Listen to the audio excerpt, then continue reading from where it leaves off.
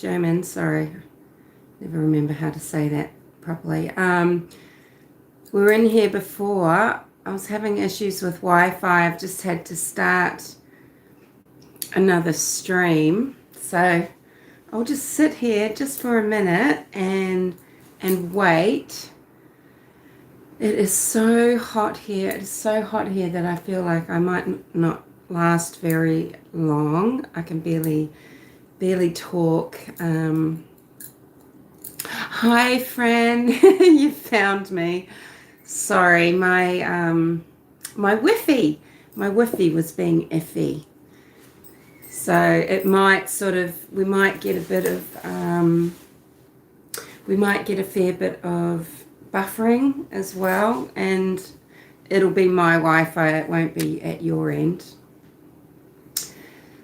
And I hope you can't hear the air conditioning on up there. Joman's in there. Thanks.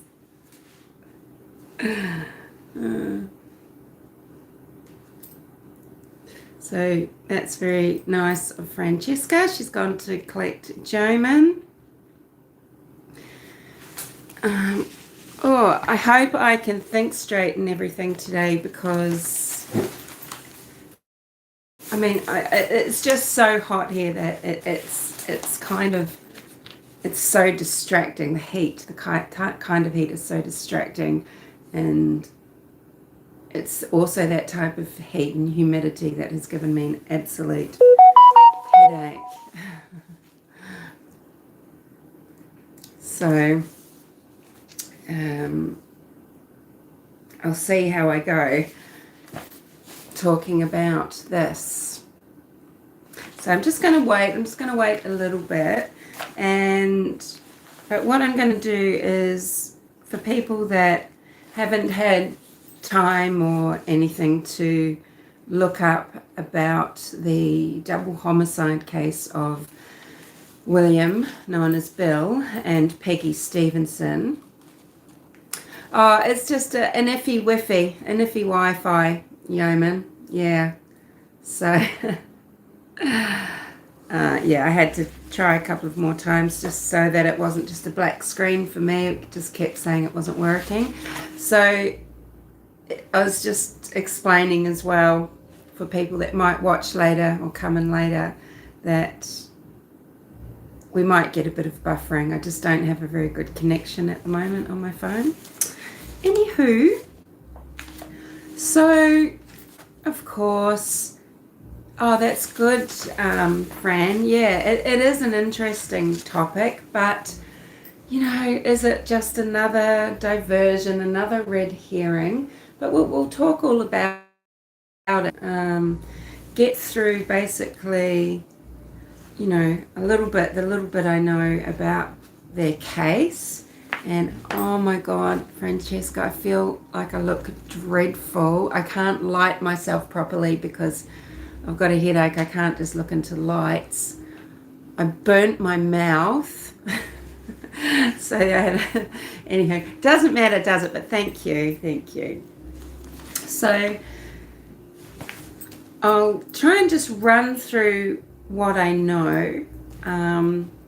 Some of the research that I did just involved listening to 2 episodes of a podcast by this lady, Michelle. It's Just the Tip-Stirs, Just the Tipsters.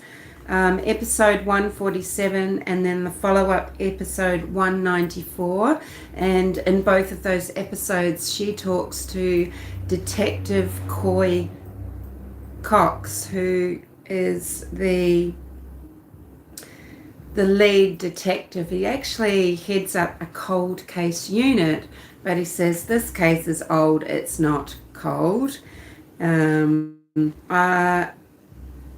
Is it Brain Scratch? Is that the guy? Is that the Lord and Arts guy? But Brain Scratch also had completed a show about the Stephenson double homicide about 2 years ago.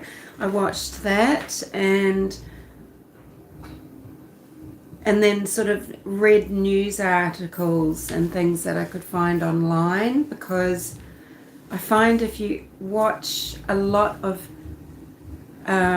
say YouTube channels like mine that sit and talk, and you can take on too many opinions and things, and you want to form your own feelings about things.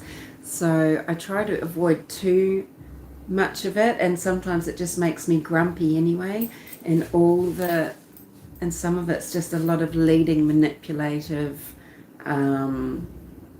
verbiage that reaches some really bizarre conclusions about things and makes no sense. So you're actually better off trying to find facts.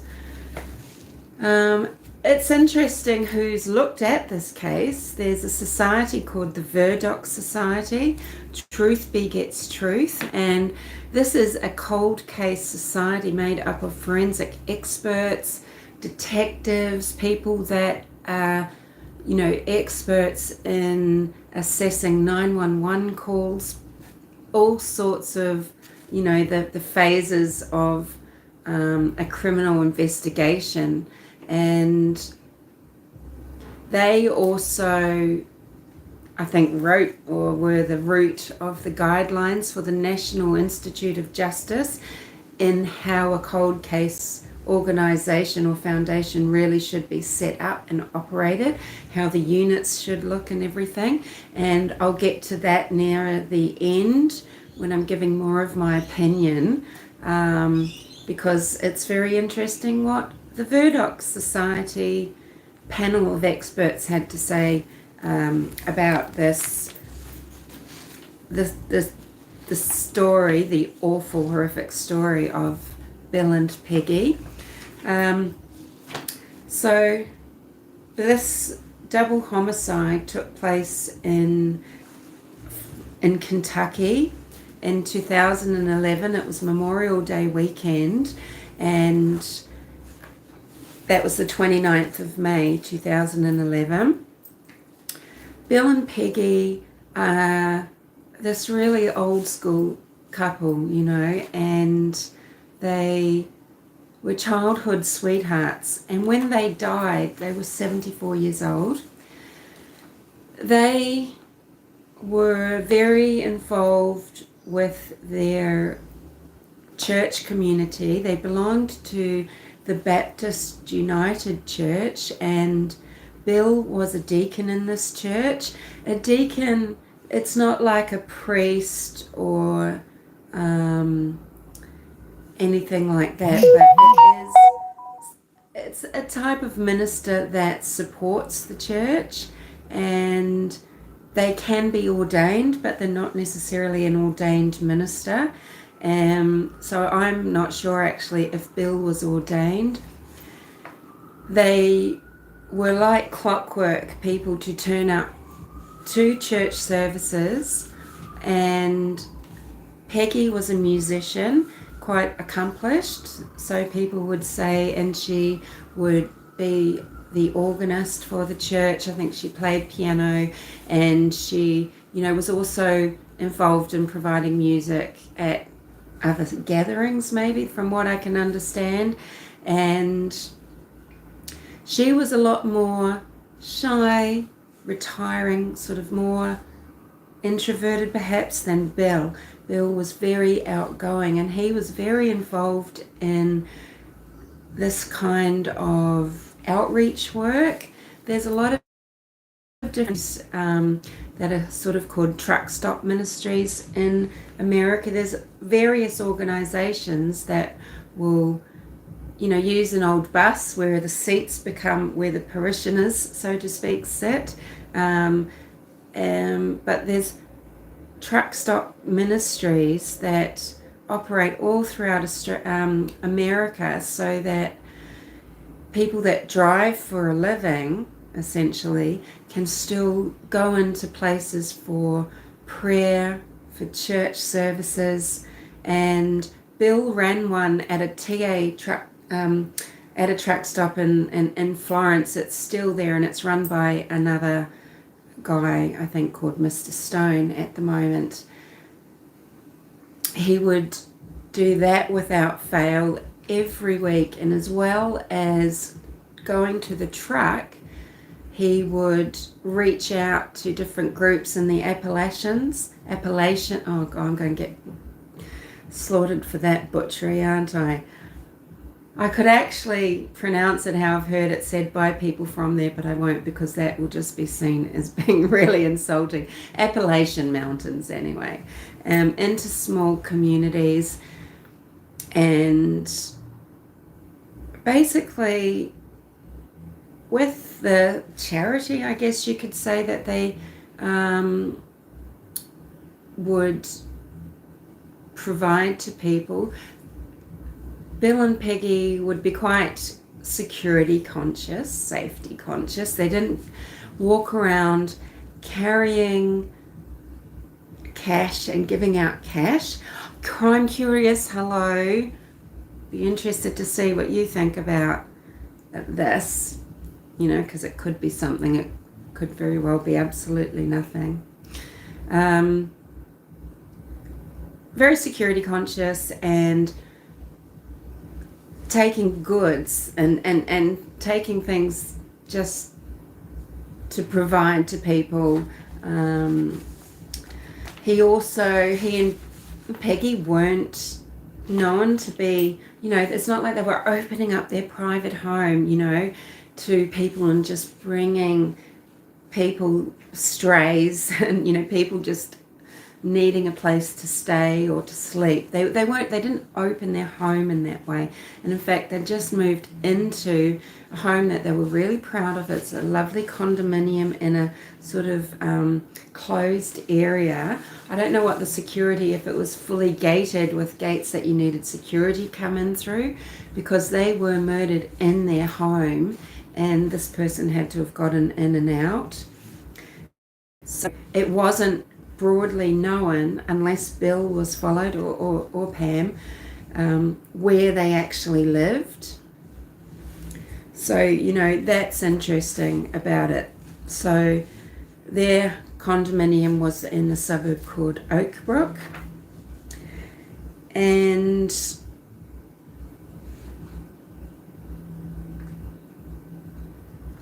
what bit do I want to tell you now? Actually,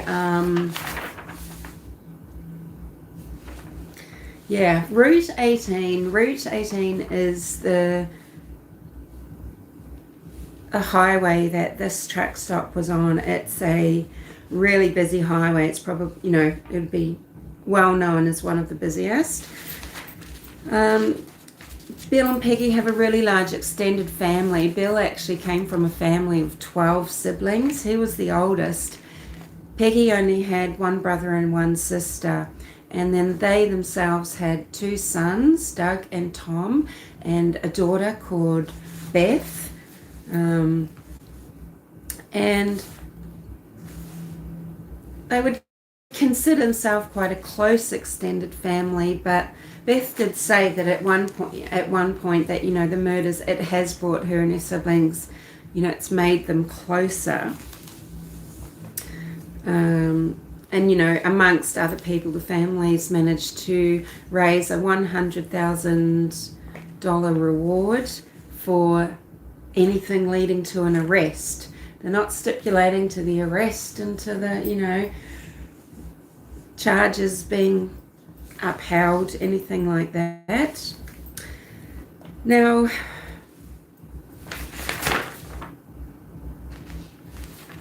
I'll talk about what happened to them first. I get a lot, I guess anyone watching this is probably already going to be aware of some of the horrific details, and they are truly horrific.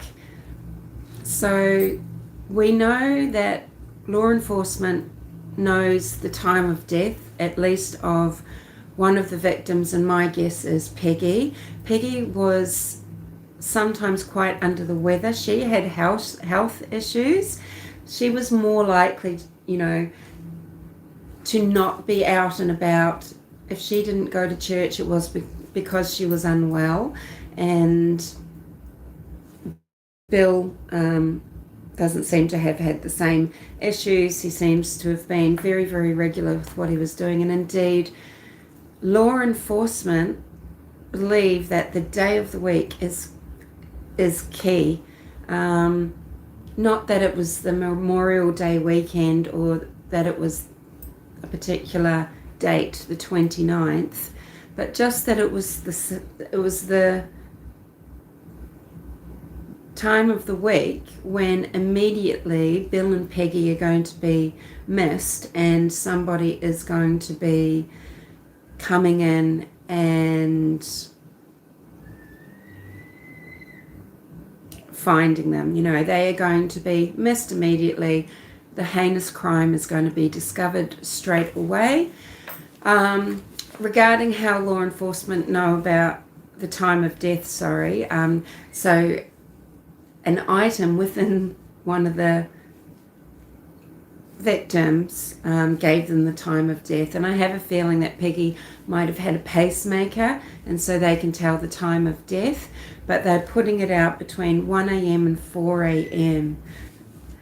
The perpetrator or perpetrators, and they have male DNA from what I can gather, but there could be one perpetrator or two or more, spent a very long time at the same. Okay, yep, cool, Jen. Nice to know you're here.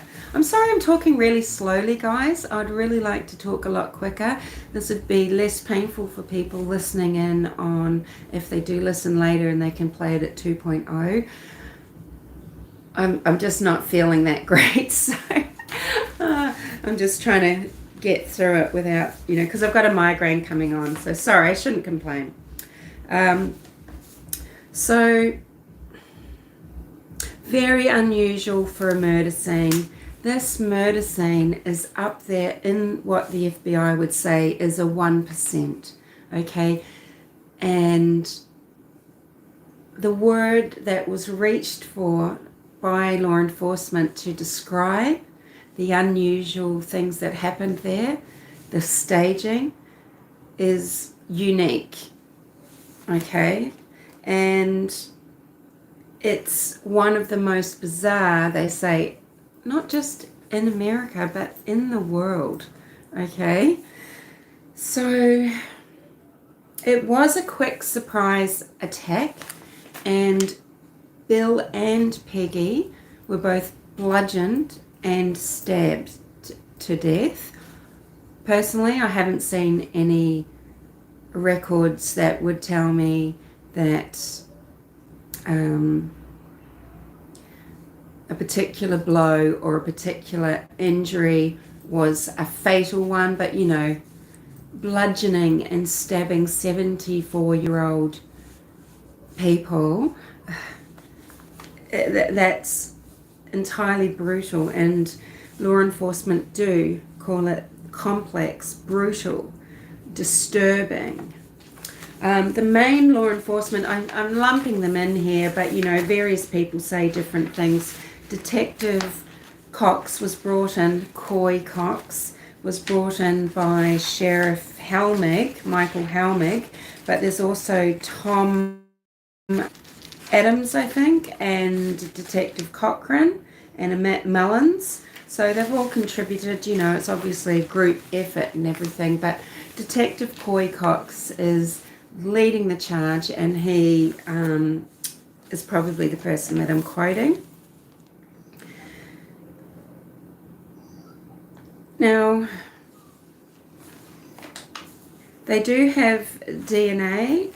They believe it's definitely the perpetrators, and a huge issue was caused by Kentucky law enforcement organizations because they didn't follow, surprise, people haven't followed procedure. People haven't followed procedure that was laid down, legislation stating that in Kentucky at the time, from that time forward, from before the murders, legislation was such that they must take a DNA sample of the people that they are arresting, okay? And this goes into a database. just like it was always de rigueur to take fingerprints, to make fingerprints. So, you know, guess what? That probably slowed things up, because they actually think, Cox thinks that this perpetrator has committed other crimes. I guess this is interesting if you do consider Alan, even though Cox specifies he is not incriminating Alan. There's nothing about him personally that he is talking about with regards to connections of these cases. But, you know, we know that Alan didn't have the type of record that, you know, his DNA wasn't in the system, was it? Because if they truly have DNA from the Delphi murders crime scene, he would have been found.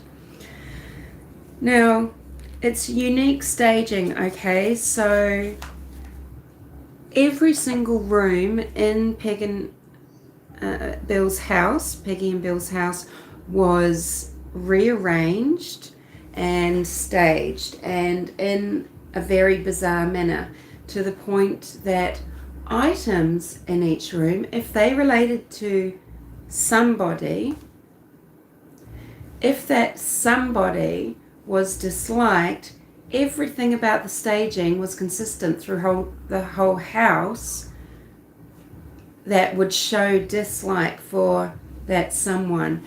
And the opposite was true as well. Objects relating to another person, if they were liked, the staging all through the house reflected that, okay?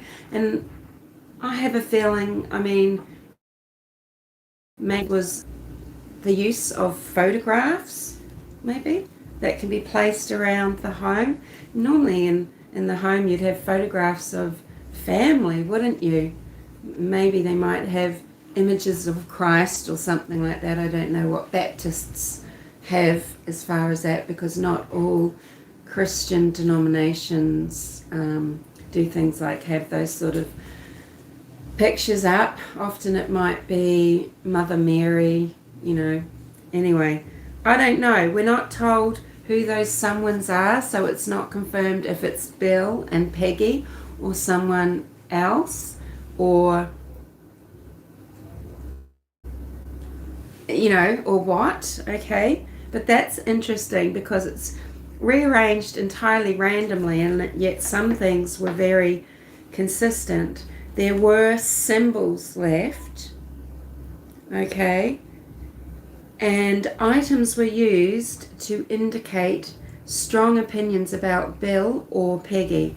So I've written that note there, but for some reason when I'm thinking about what I heard about the objects and did they relate to someone that was liked or disliked, it wasn't clear that it was Bill and Peggy, yet from somewhere else I've written this other thing. So I don't know. Sorry to be confusing about that. Now, the home was cleaned.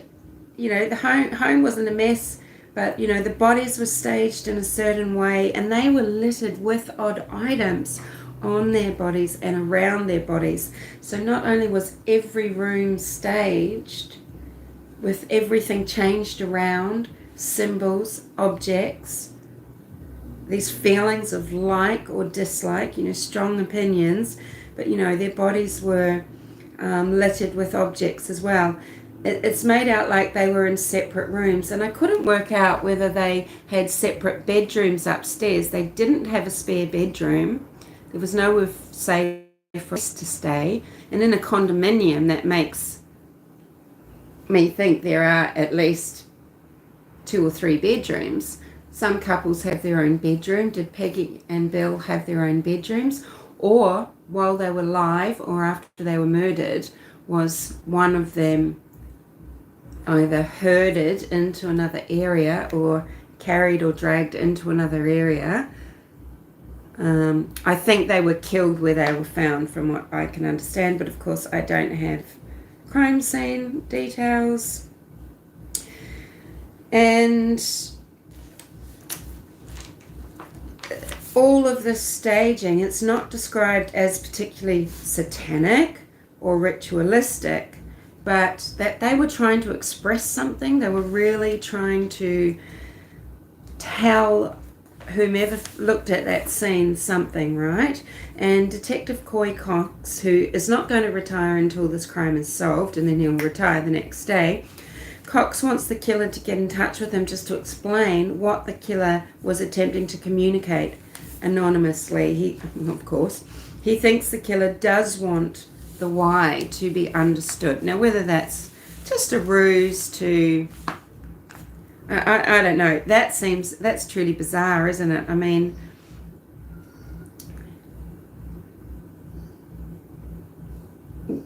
yeah, however tempting it might be is, would the killer actually get in touch that way?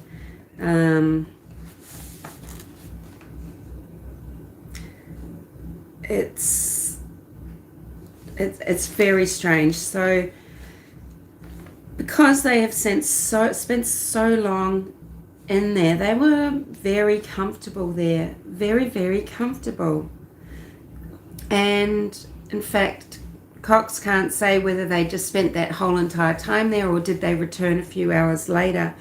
But one injury on Peggy was given to her at least 2 hours after she was murdered. Yeah.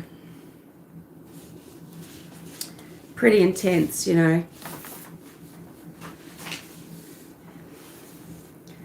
So, during the investigation, yes, they did go into Indiana, North Indiana. Is Fort Wayne north? I don't know why I feel like it was Fort Wayne. They have interviewed probably much more than this by now, but over 250 interviews were conducted, and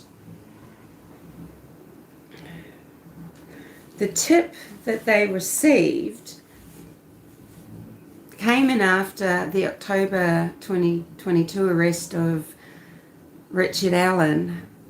It went through in November 2022. But it's very weird because there seems to be this information coming out about this two-way street, because he's talking about, Detective Cox is about, he's receiving tips about things that might be parallel in the scene and in the crimes. It's after Richard Allen's arrest. I mean, anyone with information about the actual crime scene would know, this case is so historic. Delphi came 6 years after, and it's now 5 years again after that. Why was it only in November 2022 that someone's decided to tip off Detective Cox about some relationship that they see between the scenes? I mean, that does just reek of meddling. It nearly reeks of YouTube sleuth calling something through, or who's that hacker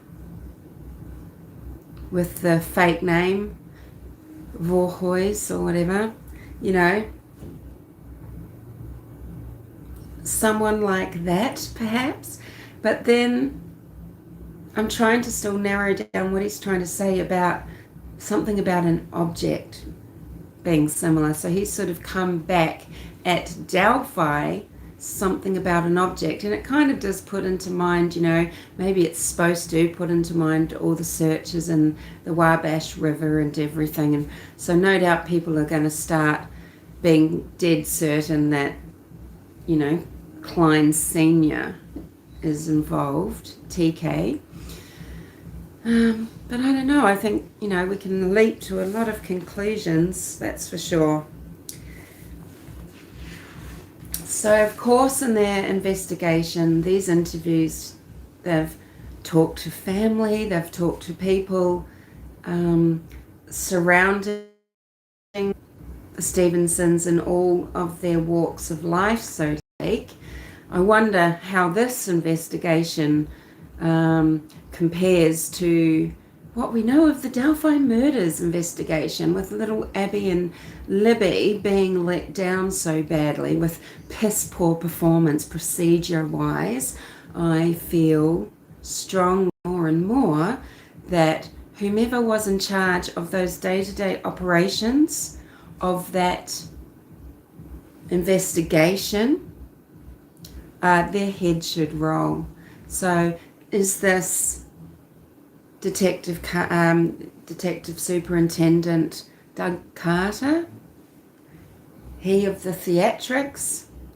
Is this Kim Riley, who is more of a director to the law enforcement officers and their day-to-day work, whereas Carter's more of a figurehead, more of a politician, and in fact that's where he wants to head, to the governorship of Indiana.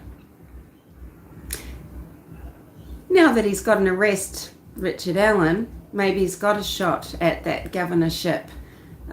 Or should it be Sheriff of Carroll County throughout most of that investigation, Tobe Leesenby?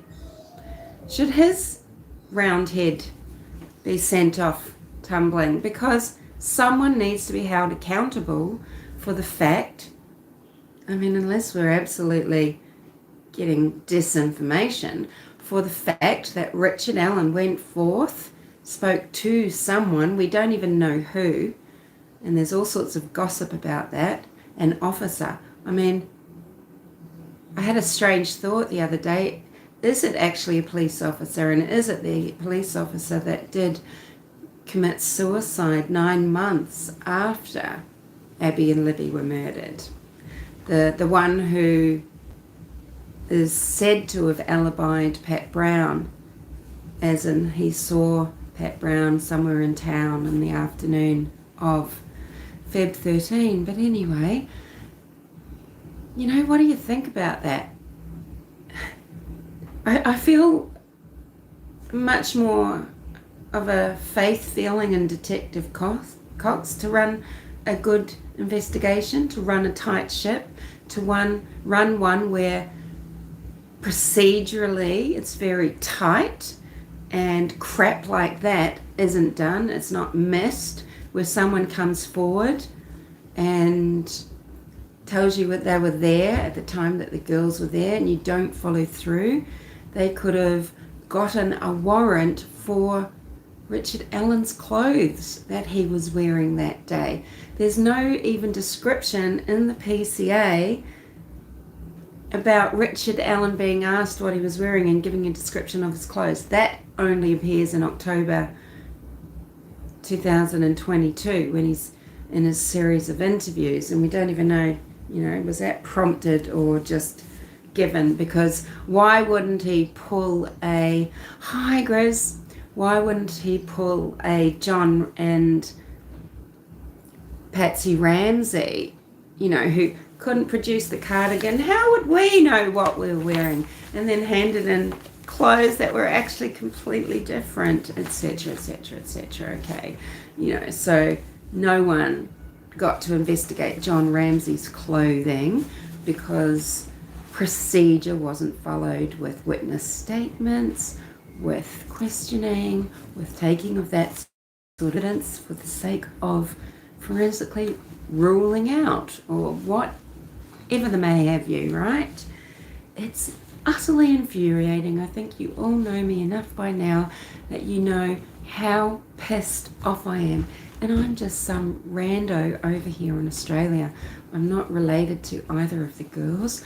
I'm not a townsperson of Delphi who would like to feel that there is integrity and value in the way my city is being run, you know, to set up a decent legacy in the county for family that I might have and for future generations and blah, blah, blah, blah, right? We all know that they all are, you can't say corrupt, okay? You can't say you're corrupt. You just say lazy, matey, They bend the rules, very lazy. They take it seriously in the sense of they want to keep their cushy little positions that give them status. And, you know, we know this about the way they conduct their decisions about Liggett, for example, and where he's getting his funding and that sort of thing. They just completely ignore people breaking the rules. They're just an embarrassment. But, you know, people like that, you know, people shouldn't sit in positions too long, and there needs to be different ways of electing people, and, you know, perhaps and different ways of auditing people and working out who is worthy of the privilege of sitting on these city councils and making these decisions and making decisions. You know, the pathetic decision not to spend the money to get the 911 call for the fluorify, because it's really, they're going to decide it's not in the townsfolk's interest. You put that to silly little things. Maybe they sensed they didn't really care or something, so they decided on behalf of everyone, it wouldn't be of interest, it might not, or it might be too distressing. Anyway, let's not get too digressed. So I believe the thing that is supposedly tying these cases is the staging. People are, of course, talking about the truck stops, okay, truckies, etc., and it leads to people believing a whole lot of things about Delphi, what Richard Allen was actually doing, what his role was, and they believe, and it's that, look, they might be right. I don't think so personally, simply because they believe things that are just so batshit complicated, such a logistical nightmare. It's like slapstick comedy plotting, okay, and how to abduct these two girls and everything for whatever nefarious uses, right? It just becomes redonkulous, but that's only my stupid opinion, and we know I'm not an academic or an intellectual, and I don't have training, that, you know, that's just me as a talking head. You know, I give opinions on my channel because I truly believe with all my heart and my little mind that people like to hear opinions and so I like to give mine when I have them. So I wanted to talk a little bit about, so it might seem to some people that they were pursuing that truck. I mean, look, okay, sorry, I'll try clear. Clearly, because Bill was running a truck stop ministry, he came into a lot of contact with a lot of truckers, and there's a lot of personal interaction between him and truckers, and of course that is a lead. But really, I think why law enforcement in the early days, they didn't specifically think, oh, it has to be something coming from there, and there's a good reason why I say that, and I'll get to that. The reason why they were trying to hunt down or track down a lot of the truckers and interview them was simply because they were told about a person, a man at the truck stop at around that time, banging on the trailer looking for Bill, very urgently looking for Bill. And then it was rumored that the person went out west and they couldn't find this person, and they did have video camera footage. There is video camera footage at the truck stop. The law enforcement officers on the case were able to look at a lot of footage of people at the truck stop, okay? They had probably quite a valuable resource there, but what they seemed to focus on was this one person. This person more recently had reason to return to Kentucky, to Florence, I think even, and it might have been because maybe their parents had died or something like that, right? They had a reason to return, and they got the opportunity to talk to this person, interview them, take DNA, etc. And they eventually tracked that person down.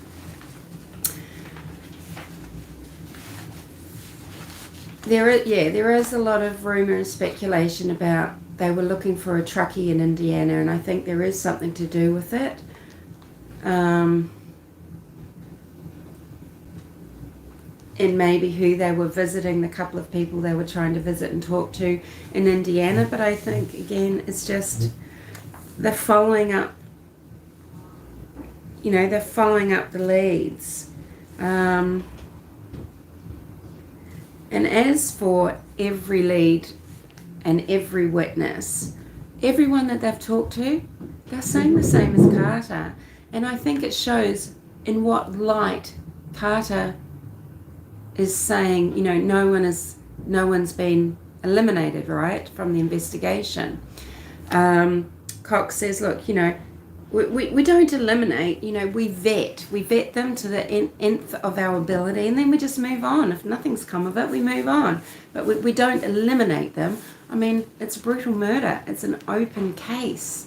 It might be foolish to eliminate someone.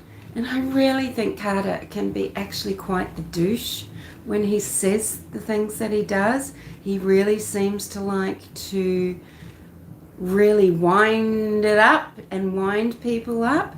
He's a performer, and it's not that I don't doubt his heart, and it's not that I don't doubt his Christian heart, because I'm not in any position to judge him like that.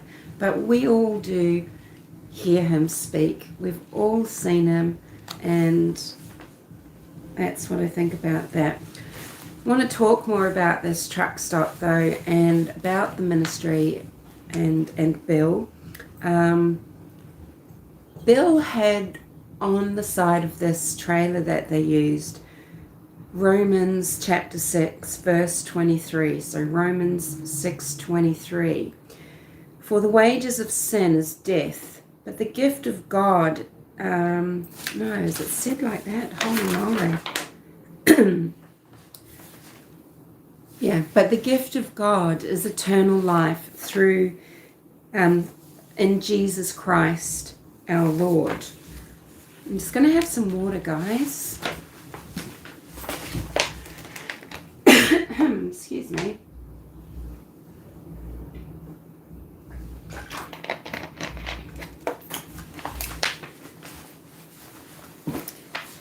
And of course, my little mind says, is that interesting? If it is related to someone that goes into this truck stop chapel and have they had some sort of relationship with Bill where they feel that Bill isn't what he has. Now, please, no one come for me, everything I'm about to say, because I am going to talk from, a really awful perspective here. I'm not saying this is what I think about Bill, but, this is part of talking this all through, is because we want to try and, look, you don't need a motive, and you actually don't need a weapon. Okay, to solve a crime, you do not need a motive. People talk about that all the time. But, no one knows the motive except for the killers, okay? And it was such a personal crime. Bill and Peggy were targeted. They were the intended victims. The person went there to murder them, not just murder Bill, not just murder Peggy. This person went to murder Bill and Peggy. Okay, and if anything has been sparked, from this truck stop chapel, I mean, then we have to think about why this might be. Yes, it could be someone that is deranged, delusional, religiosity, indoctrination, and even, these ministries are often for born again people to come in and get drawn in, to get converted. What sins are they confessing? What discussions are they having with Bill? What service was Bill providing? Was he simply providing a place for prayer and for services and a place for comfort, discussion, safety, mateship, rest? Did he step outside his bounds of deaconship? He was a well-known figure, admired. Crime Curious has gone into a food coma, and I know, and I'm talking just so I would just put anybody to sleep, wouldn't I? Oh my God. Thank you though. That you're at 46 minutes in now, Crime Curious. So if you remember that, you can come back, and then you can listen on 2.0, and then it'll actually sound quite normal and lively. But I'm also, because I feel kind of a little unwell, I'm just sort of being a bit more careful, because it's easy to say the wrong thing you don't realize, and then you get really blasted for it. You know what you meant. So I'm just being a bit more careful. But you know what I'm saying? Did he take confessions, or, people could see him. He was very visible, okay? So he's out running outreach programs, in a sense, on his own. There wasn't a weekend where he wouldn't go somewhere to different little communities. This was what he did, and of course attending his own church and probably performing his duties of service as a deacon. And yeah, I distract myself, Joman. I know, yes, that's exactly what I do, right? And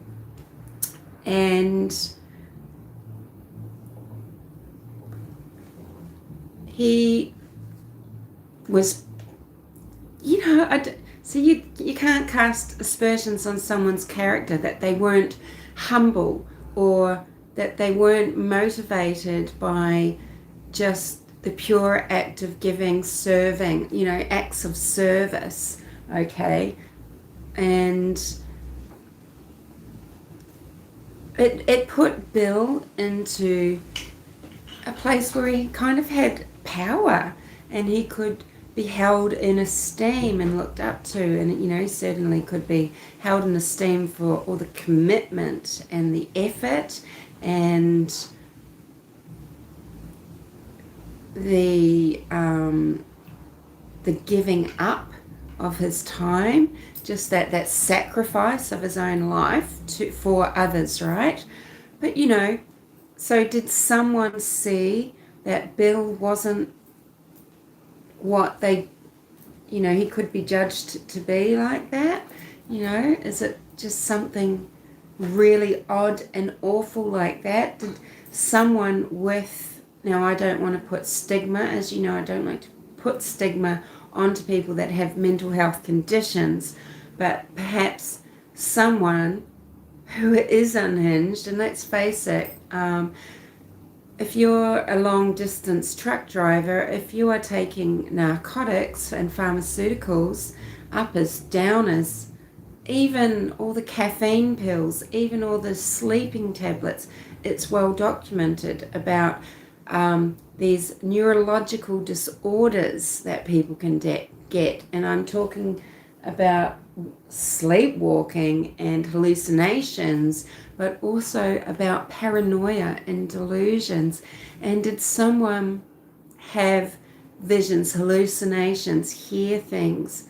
Did they have some weird fancy in their, suffering mind, where they got some very strange ideas about Bill and they would be looking at this chapter and verse, Romans 6:23, for the wages of sin is death. You pay for your sin just with death. That's terrifying. This is what Christians and use to terrify people, is you will not see eternal life. There's supposed to be eternal hell, isn't there? But this is Romans 6:23 is kind of saying there's no afterlife for you, but if you live for God, the gift from God, he did give his only son to take away our sins. But if you haven't truly given up, what if you are considered a fraud by someone? Your gift of God, from God, is not going to be eternal life, is it? And maybe someone, got some deranged idea, or did know of a secret of Bill's, and took matters weirdly into their own hands. They would have had to have followed Bill, or somehow by some subterfuge or trickiness or whatever, discovered the condominium in Oakbrook, because, as I said at the start, Bill and Peggy were security conscious. They were very aware of their privacy in life and their sanctity, the sanctity of their home. Peggy was introverted. She wasn't as outgoing. She wasn't going to be the social butterfly, perhaps not even inviting people from her United Baptist Church to the home. I couldn't garner that they were, yes, it is an awfully long time. It's the amount of time that we were experiencing before we just popped up like a little flash for a peak here on Earth, isn't it? So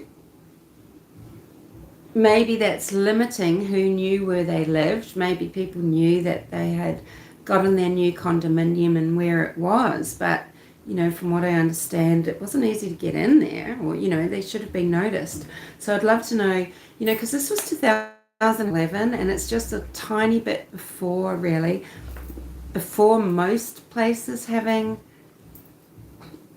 cameras on their doors, and those systems, for example, used by Christopher and Shanann Watts, or used in the housing estate where Letitia Harden and Al Stout were living. And so, clearly there's no doorbell footage, should we say, of a perpetrator getting inside the front door. They've tried to make it look tricky, so that no one knows how they got in or out and what they were there for.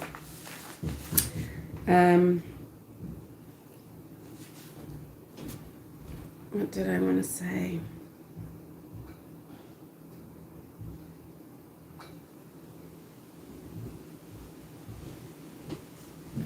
I'm just trying to interpret my own writing, but that's all right. So, that truck stop, it is really interesting, but it doesn't mean it's related. So just quickly again, so both Peggy and Bill were posed. They were moved to be staged, and the entire room, the entire home was staged. The medical device within one of the victims gives an exact time of death, and I think that would have been a medical device like a pacemaker within Peggy, because she was unwell. She wasn't as robust as Bill. The The staging gave the appearance of various motives, but it wasn't a robbery or burglary, and it wasn't staged to look like that specifically. Nothing was taken. Beth, the daughter, confirms that, and there were certainly items in the house that were of value, that someone breaking in and burglarizing but then staging to confuse that. I mean, these items would have been taken.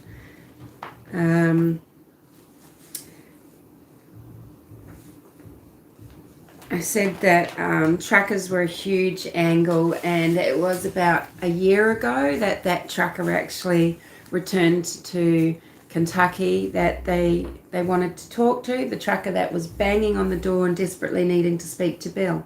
Was he trying to warn Bill of something, you know?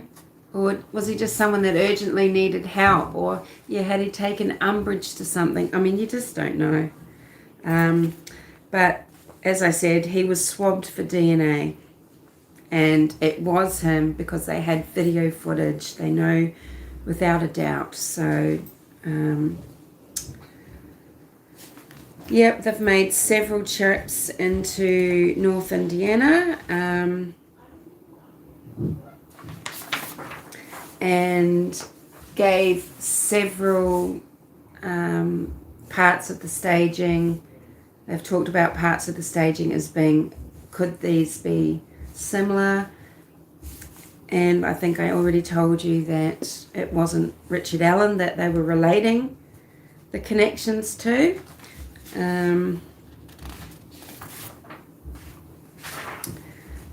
So, sorry, I'm just looking at the notes that I was writing on really huge pieces of paper so that I didn't have to put my glasses on.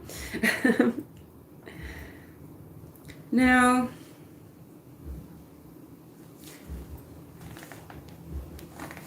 three verifiable bits of info. Sorry, ignore me, just sorry, this is terrible. Some of the ways that they have pushed the investigation and, checked things out. They've gone to FedOx, they've gone to private labs, they've tried many, many things. They've researched into, the majority, all the things that the staging was trying to show and say. Wiccan, satanic. They've looked at neighbors, they've looked at families, and he said, though, photographing the scene was the most tedious thing we did. There was not a lot of evidence otherwise. The staging and the moving of the stuff, it was pretty much nothing to do with the actual murders. So there wasn't, and at one stage it's weird because he says there wasn't a lot of evidence in way of fingerprints or DNA or shoe prints, but I don't know if that's just sort of a misspeak, because later Cox is definitely saying he's got DNA, but there's something about this DNA. There's something strange about it. I even wondered if it was animal DNA. But I don't know, something about why they can't use familial DNA testing or something. I'm not sure. A neighbor, this is chilling, a neighbor's dog let out a growl and she wishes that she explored that. I mean, I always think just be a nosy, Parker, There's too many instances that we as true crime followers know of that, that awful feeling people must have. They just didn't do anything, and then they realize that they heard a crime taking place and they might have been able to stop it. It's just fucking awful. And then the next day it was just too late because she learned that her neighbors were dead. So one thing is we have a DNA profile of the unknown person, and there's something about where they got that DNA or whatever that tells them 100% that it's DNA of a perpetrator that was there that morning.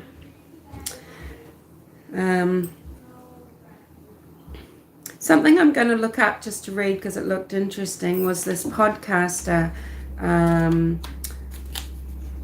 Just the Tipsters. She mentioned that she saw an article, it might have been in Psychology Now, that was by some lady called Catherine, a psychologist, Catherine Ramsland, YWSIATI. What you see is all there is. I'm going to look up the article. For some reason, Michelle, the podcaster, thought it was interesting in relation to this, and I actually do. Yeah, I think it's spot on. Just what you see is what there is, you know. So this perpetrator, or the perpetrators, okay, they knew that they were going there and they were going to find both Bill and Peggy, right? There were enough opportunities, even though if maybe they travelled or something, Bill and Peggy lived a very together life, but Bill was the one out and about. If someone wanted to kill Bill, he could have been assassinated, he could have been murdered anywhere, anytime. He went to some remote areas. He was just often out and about on his own, travelling. Some ruse could have been done maybe to stop him on his route. Anything, right? Conversely, Peggy was very vulnerable. If she's a bit more of a homebody, she's often just home alone. And if someone wanted to just kill Peggy, Peggy could have been killed at the home. This person found the address. They're either close to this couple or, you know, they've been able to find their address and they have gone to kill both. So why would both of them have to die? We've really got to look at that, you know. Now, Sheriff Michael Helmick, he's urging people to come forward in the same way that, you know, Carter and etc. trying to urge people, you know, they were trying to urge people to come forward. You know, do you recognize mannerisms? Do you see, I mean, we've got a video of this guy on the bridge. You know, did someone, you know, it's the old story, did someone lie about where they were? Did they have a strange story that you found out wasn't true later? You know, anything irksome, any tiny little thing, please ring it in, because people often, they think it away, you know, they talk themselves out of something, and it really, you know, might be the most incredible tip, or it could even at least lead somewhere. It could connect up with something that the detectives do have. And what Sheriff Helmick urges, Sheriff Helmick, the county that this is in is a place called Boone County, if that's of any interest to anyone. They have a really good website where they show the cases that they have not solved. They say, look, you know, we haven't solved these cases. Some of these are cold. We need your help. They're not trying to hide their operations, what they do. They're not always just grandstanding. They seem to be very upstanding and very committed to actually solving crime. Sheriff Helmick is making sure that Cox and his team gets the funding they need when they need it to get around, to do various testings, talk to different people, yes, to travel to various states. You know, he's very supportive. He is doing everything that he can. And he urges to come forward if perhaps someone said something disparaging about Bill and Peggy at the times that they were found murdered. So when news got out, when articles were being read maybe together at a breakfast table, or when news was being watched at home, or maybe in a cafe or in a bar, and the news media are putting out, you know, stories and news flashes about the case. you know, come forward if perhaps someone said something disparaging about them, like, you know, they got what they deserved or something like that. And I'm going to tell you where that comes from in a minute.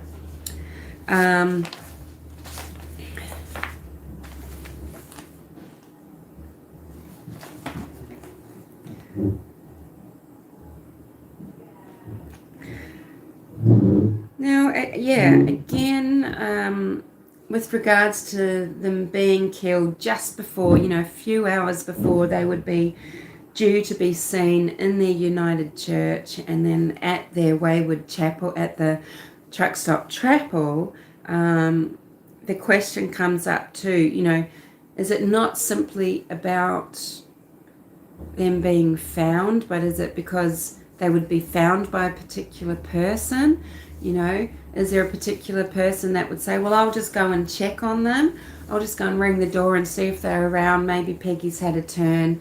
You know, maybe Bill's had to take her to hospital. So, you know, not just being found, making sure the crime is discovered and not, you know, being discovered 1 week later. I mean, that's pretty ballsy, really, isn't it? Because, you know, the further away the crime, you know, it seems like they weren't worried about making a quick, hot getaway, were they? Because maybe they were making a getaway. Maybe they didn't have anywhere to go, or maybe, yeah, they are a trucker and they could just drive a long distance away and that would appear normal because it's something that they did usually, you know. But that's kind of interesting, though. And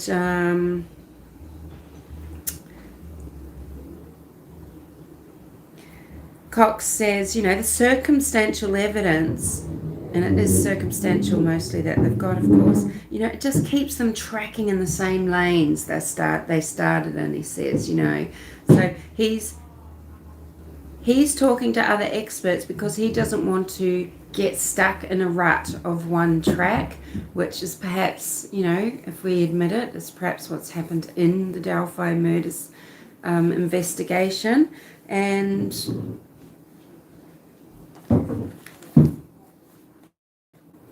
yeah, it was mentioned sort of Bill's victimology. So, for example, part of Bill's victimology, you know, regarding, you know, would it, you know, was someone breaking in because they wanted to get something from them, you know, people think, well, there'd be no reason to kill Bill and Peggy for that because Bill, you know, he would just hand over anything material at all, right? I've wondered about, you know, this kind of Old Testament thing of, and I just touched on this just prior, of God speaking directly to this perpetrator. You know, this could be someone from the Baptist church. It could be someone that's an outsider around the church that, you know, sort of, you know, the parishioners kind of know as a bit odd or a bit struggling, or maybe they dropped off. Maybe they were asked to leave because they have their own weird ideas. Maybe it's someone that sporadically would go into this United Baptist Church, or the same, you know, with the truck stop chapel. You know, I've really wondered, you know, yeah, is this something from God I should do? Is that what they've thought? You know, have they had a situation with Bill where they have opened up a bit, or they've felt judged, and they've felt rejected by Bill specifically, perhaps, you know, or criticized by them, and in their minds, you know, well, then Bill and Peggy have acted in disagreement with God, you know, that these are some, you know, and they've gotten these very strong feelings against them, heightened by, you know, disordered thinking, so that, you know, it's so intense. They can't stop ruminating over the fact, maybe even having hallucinations that Bill is a devil or of the devil, or, you know, that he's possessed, that he's not a good person. You know, you can let your imagination run wild if you know anything about sort of these conditions, and how people experience the world around them when they're in these states. Yeah, I really, I do about that, and that, might play into the batshit crazy staging. The staging might have been a rational thought through thing, really trying to communicate something, thinking that maybe it's going to be really obvious, but it actually makes no sense. Or, there's so many things to think about that staging.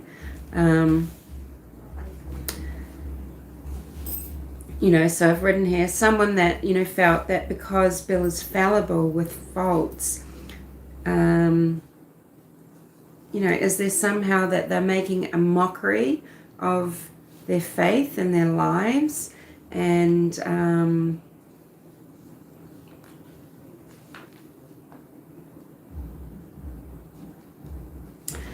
how I relate that to Delphi murders and Abby and Libby.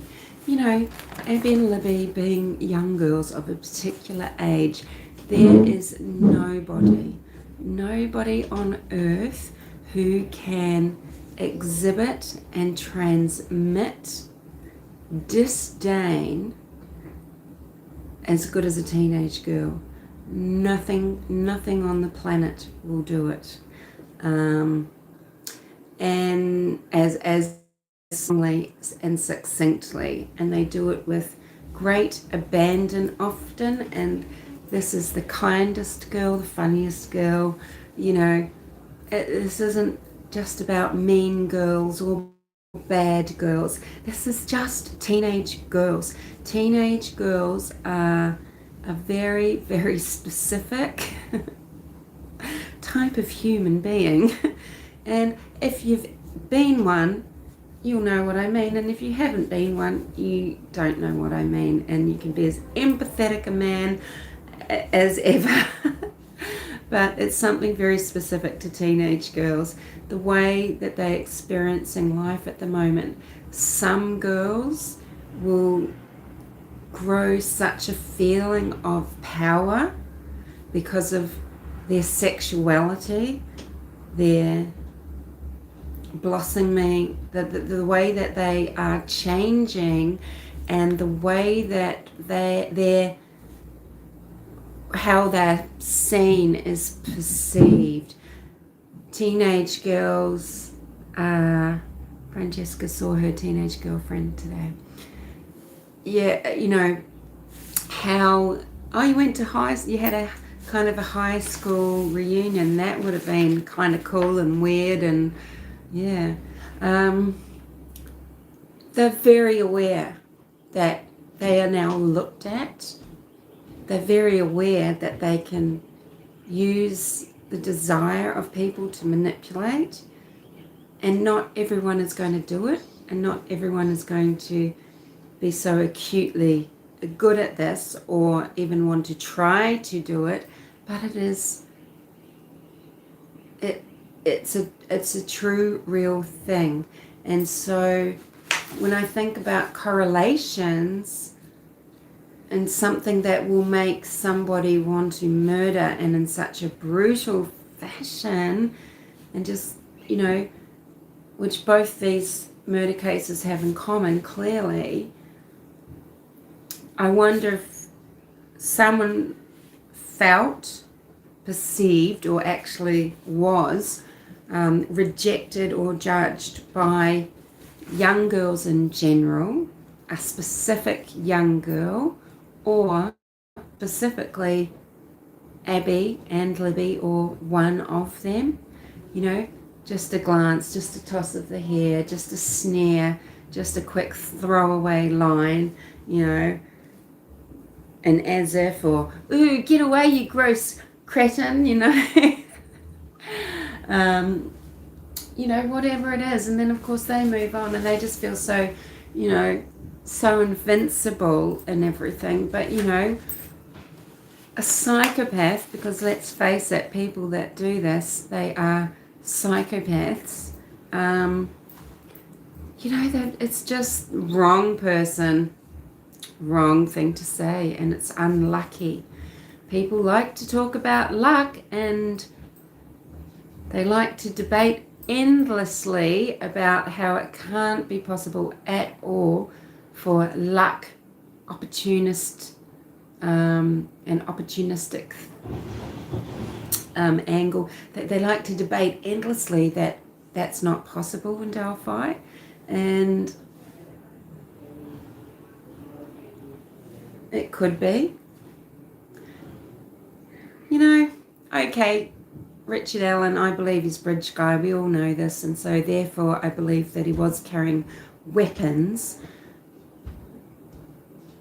What if, and this isn't victim blaming, but what if a catalyst to actually committing a murder was a rejection, being judged, an offhand comment by Abby and Libby before they got to the other side at 2:07? And so if it's true,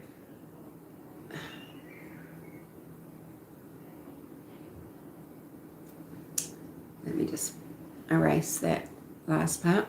So something I don't want to say, but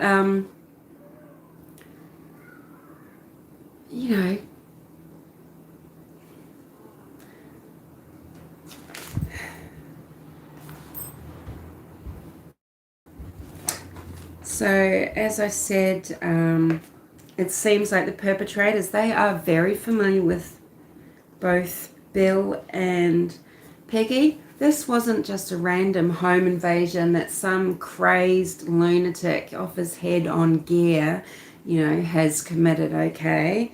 It's very purposeful. And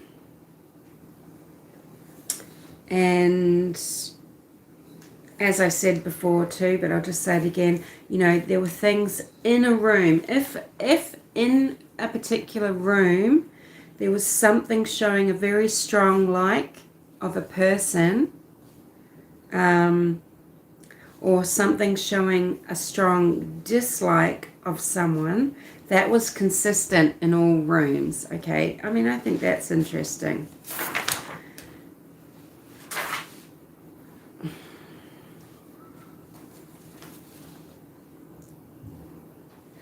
Yeah, when Cox was traveling to North Indiana, so not down to Delphi, not specifically to Peru, which isn't particularly North Indiana, there is something about a personal item. A lot of speculation is probably going to come up that that's about a knife, murder weapon, something like that. Maybe an item that was the same at each scene. I literally could have no idea about what that is. What else did I want to talk about? Yeah, I'm going to get to something at the very end. I wanted to touch on because with Delphi, right, okay, someone with just a deranged fantasy life, very secretive, someone who has maybe some lived experience that really deeply molded them, fetishized something, or just deeply just broke them. So this broken, I want to say ugly person, and I don't want to be saying that people that have been carved by awful experiences and pushed into different types of lives are ugly. That's entirely not it at all. I think it's clearly that the type of fantasies that were growing within this person, no matter what planted those seeds, if it is ugly fantasies, they are the fantasies of, we know exactly what, right? And did this just develop to such an intense level that they just couldn't possibly live without doing it, right? And I was kind of wondering, thinking about perpetrators for the Stephenson double homicide, are Bill and Peggy, even though they were targeted, are they simply symbolic to somebody? Are they reminding them of people who hurt them, people who they maybe knew? And I was talking before about Bill, entirely speculation and not saying it's my opinion of Bill, about this double life, about someone that is a figure in society. I mean, these people are quite often tangled up in violent crime eventually after, aren't they? Or in situations that are exposing them or criminal, people that are living double lives. And did that trigger someone? Did someone, or, was this just pure projection from the perpetrator onto Bill or Pam? So from all accounts, Bill was as genuine in his ministry as you can presume, that his motive for the work was pure. But, you got to wonder, do you start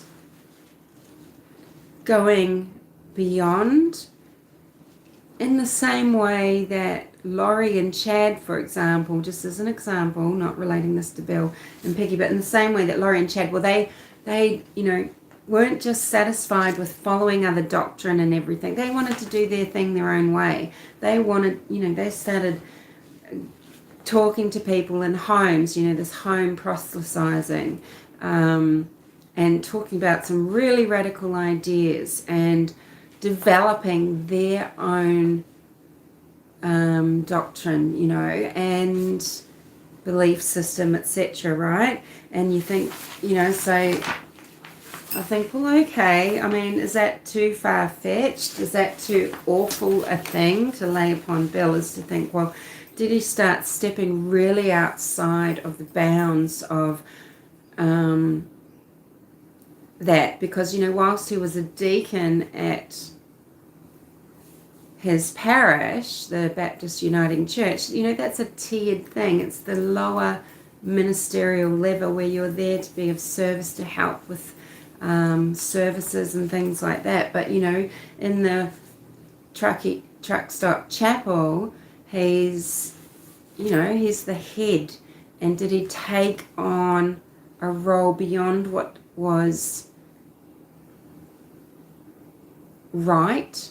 So did he start offering counselling? Now no doubt he could guide, support, give great advice and everything, right? And he probably did this often to truckers coming in. But, there's sort of boundaries that shouldn't be crossed. And I don't know, I do have to wonder that if he took on things like hearing confessions, because it is a lot about converting people back to either converting previously purely secular people, introducing them to the Lord's word, and so converting them, wanting them to be baptized and just to become child of God, believer in Jesus Christ, having a personal relationship with Jesus. There are some powerful kind of,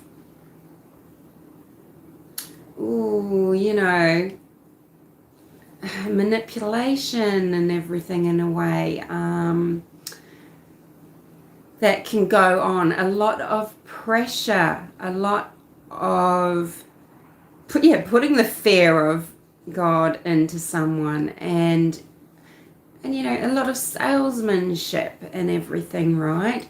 And also to grow and be successful and to feel like you're really making a difference, and you're a shepherd, and and also to have, there's a big born again aspect as well, and particularly for people that maybe grew up, and it's a lot of it is fear, but growing up within a church group, maybe rejecting that for whatever reasons, leaving, going off, maybe going and living quite, who knows, quite an intense life with lots of things in their life that they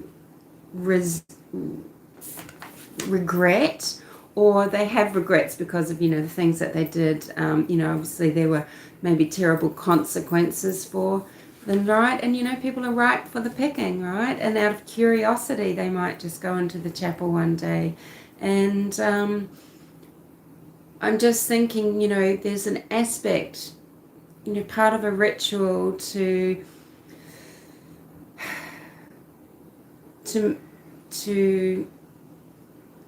keep committing to your faith, and say, Catholic churches, things involve, there's the stages, and there's the various rituals as you go, first communion, but you've got to go to confession. I mean, you're a child, you've got to go to confession, and you can then, move through to confirmation. You take on saint's name, and again, lots and lots of confession and penance and things like this are involved in advancing spiritually and the recommitment in the church. And it does make me wonder about people that were being prayed with, having a place of comfort offered so they can go in and pray, get some peace, hear a church service offered by Bill. Did he start taking confessions? Was he starting, was there anything coming through that were actions he shouldn't have been carrying out? Was he creating, in a sense, his own sacrament and ritual, or, procedures, if you will, where he's, taking confession? And was he perceived, or did it really happen, if this happened at all? Remember, this is just Humanimal fantasy here, musings. Did he say the wrong damn thing to the wrong person? Did he lay in judgment? Did they feel like the instant that they've said something, they have been betrayed, that they have misspoken, that they have been judged by flesh and blood? Something that, have they felt utterly let down, humiliated, angered? Did they now feel unsafe because maybe they now can't trust Bill? I mean, I don't know. This is all just speculation, isn't it? Because, of course, we don't know motive. And, what has triggered someone to want to go and kill some 74-year-old people? We, tragically, we know often enough,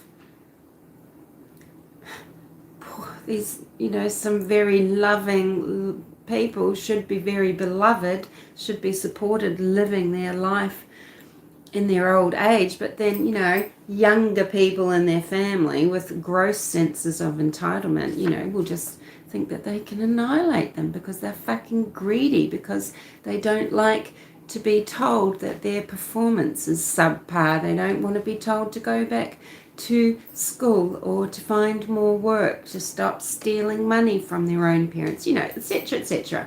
We know this, right? So clearly, of course, that aspect would have been looked at, but with motive being unclear, and with the crime being so violent, such a statement, in the same way as Abby and Libby's such a statement.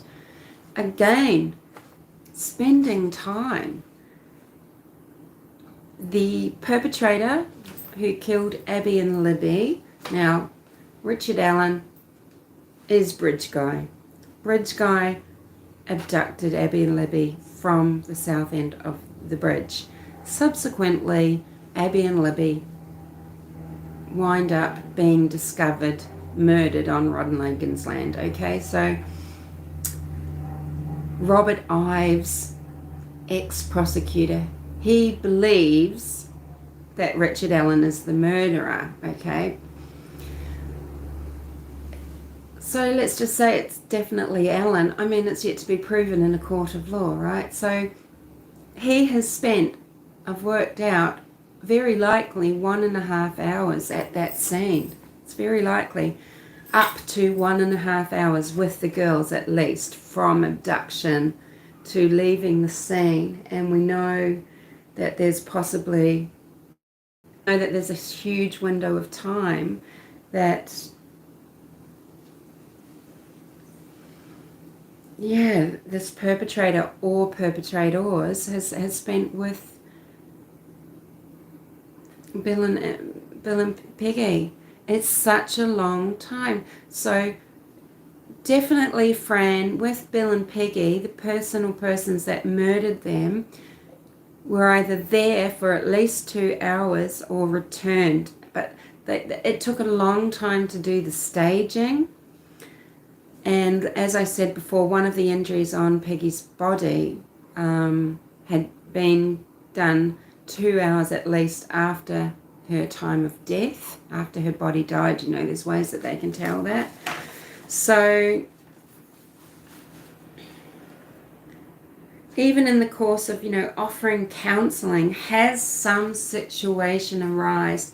Has Bill had a secret of trying to help someone but not do it in a very good way, and he's created havoc? Or, I'm not saying that he would,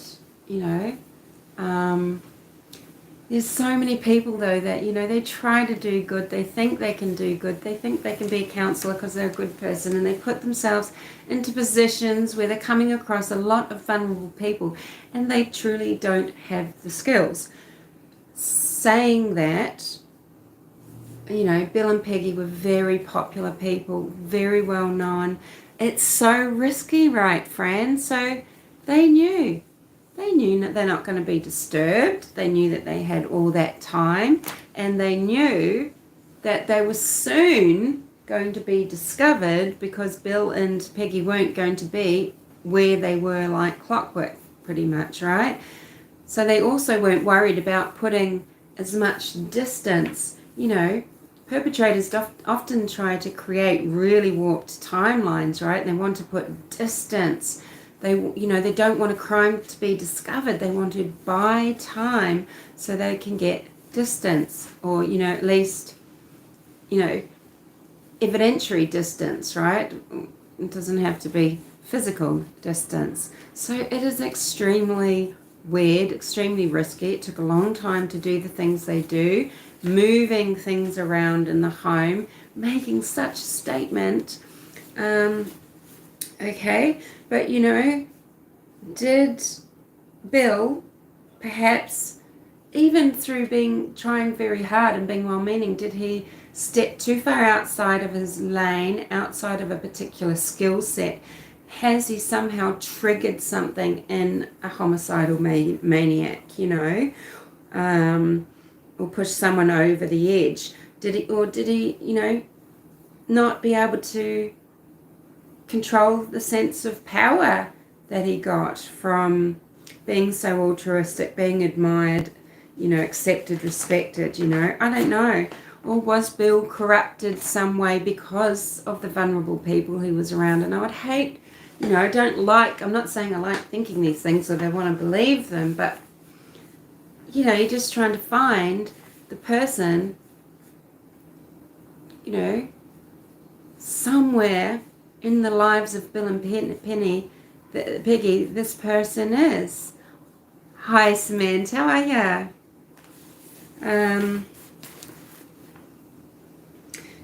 So either a betrayal, some sort of failing, being thought of as fake, or are they just all these really imagined slights, because of a deranged mind, and Bill and Peggy paid the ultimate price simply for being kind. So I wanted to go back now just to something, okay?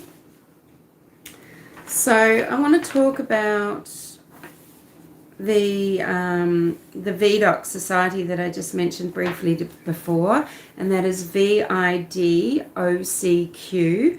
They are a society made up of forensics, different types of forensic experts, criminologists, ex-law enforcement officers, people involved in all these different fields who help solve crime or explain evidence and that sort of thing. And they are so well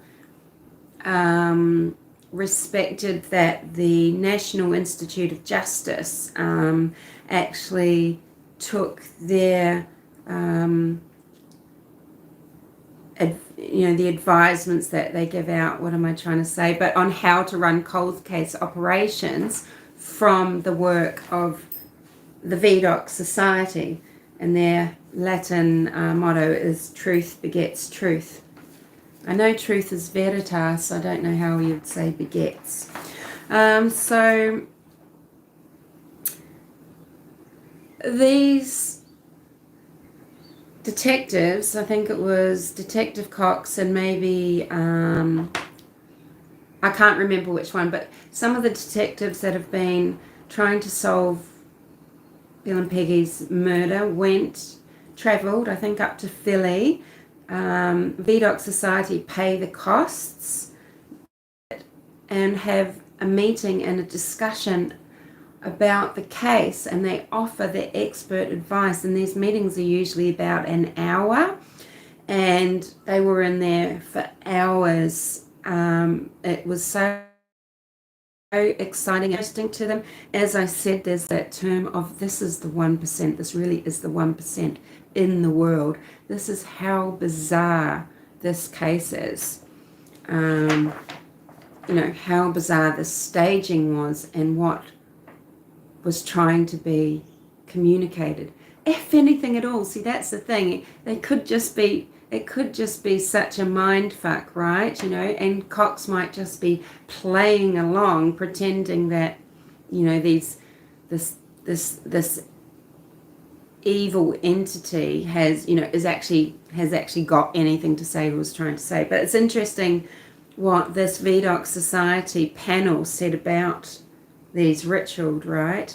The staging, there was a lot of symbols. It was non-secular, but maybe not specifically something.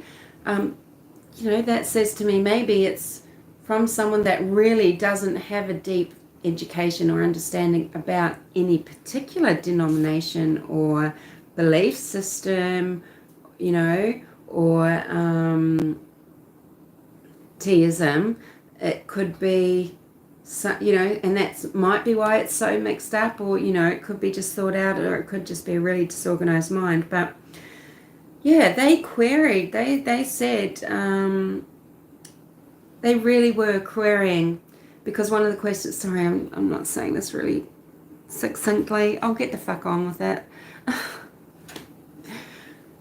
Because of course a lot of the staging, because of the symbols, now whether this is things that were made with the objects painted on walls, carved into the bodies, we don't know if they were desecrated like that. I mean, they're certainly desecrated enough to be bludgeoned, stabbed, damaged after death, have objects piled onto them and placed around them. I'm wondering, I just had a thought, is it both of the victims that one was shown to be liked and one was shown to be disliked? Was this a person trying to say, I'm going to separate you from God for your sin? You are going to hell. The other person is going to their eternal life. We are cleaving this marriage because maybe you have desecrated the marriage on your own. You have proven yourself to be unworthy. You have destroyed.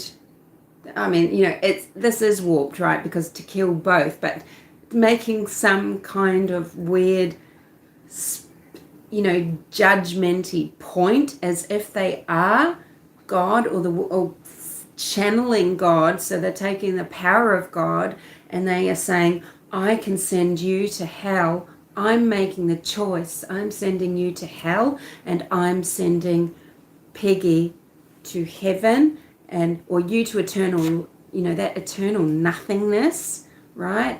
So someone that feels that they're set up in judgment, so a lot of it, because of the symbols and everything, of course there's gossip about satanic ritual, some sort of ritual, even pagan ritual and things, because this is so muddled up at the scene that they have had to explore, go into all these different groups, find people who practice Wicca, or follow pagan idea, philosophy and things, or whatever, to investigate these crimes. But VDOC said, is this ritual? They definitely don't think this is ritual. The detective part of VDOC who was on this panel, they said, you've already interviewed your killer. Now, we know what Carter says in the Delphi murders, saying, we have likely interviewed you, or someone near you, whatever he says. I could probably actually quote a lot of Carter verbatim, but blame my headache. And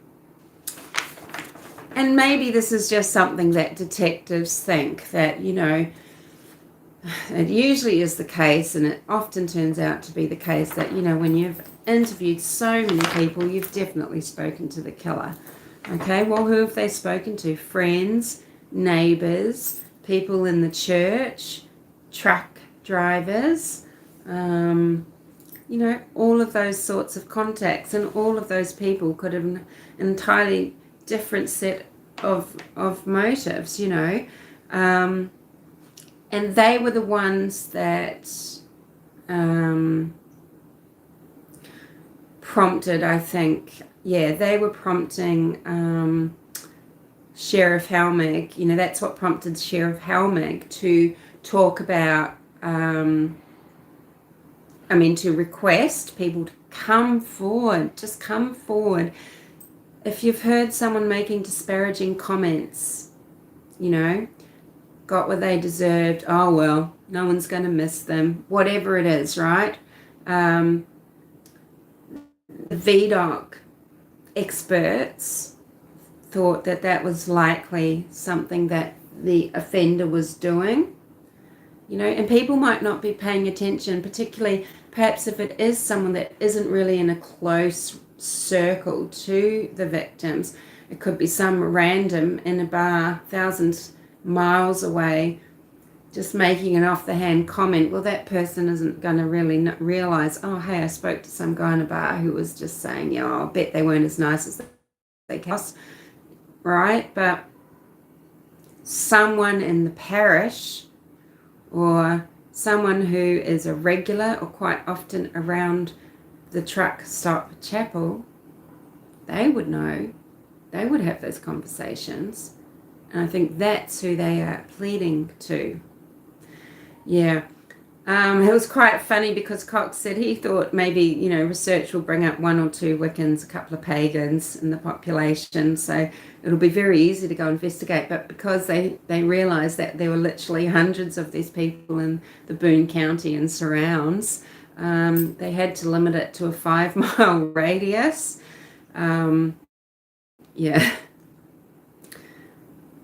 So this is the bit that I wanted to get to, and to me, I was just thinking, well, it makes me think that Delphi isn't the same person, and whether you think it's actually Richard Allen, even though Cox said he's not referring to him, or whether you think because Richard Allen had cronies, whether it's Klein Senior or both the Kleins or whatever.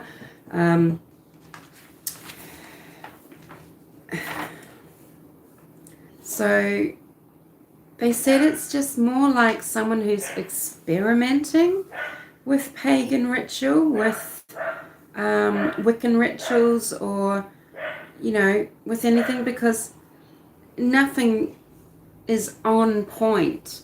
Nothing is on point to be entirely ritualistic or, entirely sacrificial, and I thought, yeah, it's like someone is practicing or experimenting or just trying to make it up. They have no real knowledge. And this is the same. This is the same with Delphi, right? The scene's quite batshit, possibly, and it probably really makes no real sense pointing directly to sort of one type of thing or another, although it might have been a personal ritual or a personal sacrificial event for somebody. But I kind of feel like it points to it's the first time for that person to be trying this thing and they just didn't really get it right. They were trying something, whether to, push away from the real target or, to muddy the waters or to express something or even just to make a real statement to the victims. And I feel like, well, 6 years later, why are they just still making the same mistakes or messy thing? Either they're super contrived, super controlled. These crimes themselves aren't controlled. We know that Delphi and the murders of Abby and Libby, that was frantic, violent, even though he's staying there a long time somehow. We don't know if he was just too panicked to move, too frightened to move, because then he's a moving target. Someone might, he could have just been, okay, urge myself to leave, get up that courage to actually leave the scene and risk being seen again, but it could have been that he was there a long time too because of moving and staging and of anything that he may have done to Libby and Abby. And I know people will tell you to the blue in the face they know things for fact. They don't. Yeah, we don't really, okay.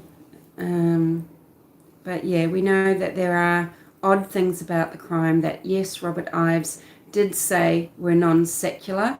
I thought because, I was thinking, well, it's batshit crazy. Does it mean just non sequitur, things that make no sense because they're not related to the crime, because that describes the Stephensons murders, right? That describes the Stephensons thing, situation. And I wondered, Delphi, it's just non sequitur, all the silly things that were done, the disrespectful things, the things to please himself for whatever reason were done. They just make no sense. They're not related to the actual crime in any way, the crime of murder. And it's like that with Stephenson's. And I was wondering, well, is it supposed to be non sequitur, not non secular? Because I couldn't find Robert Ives actually saying that. It's just been sort of repeated or,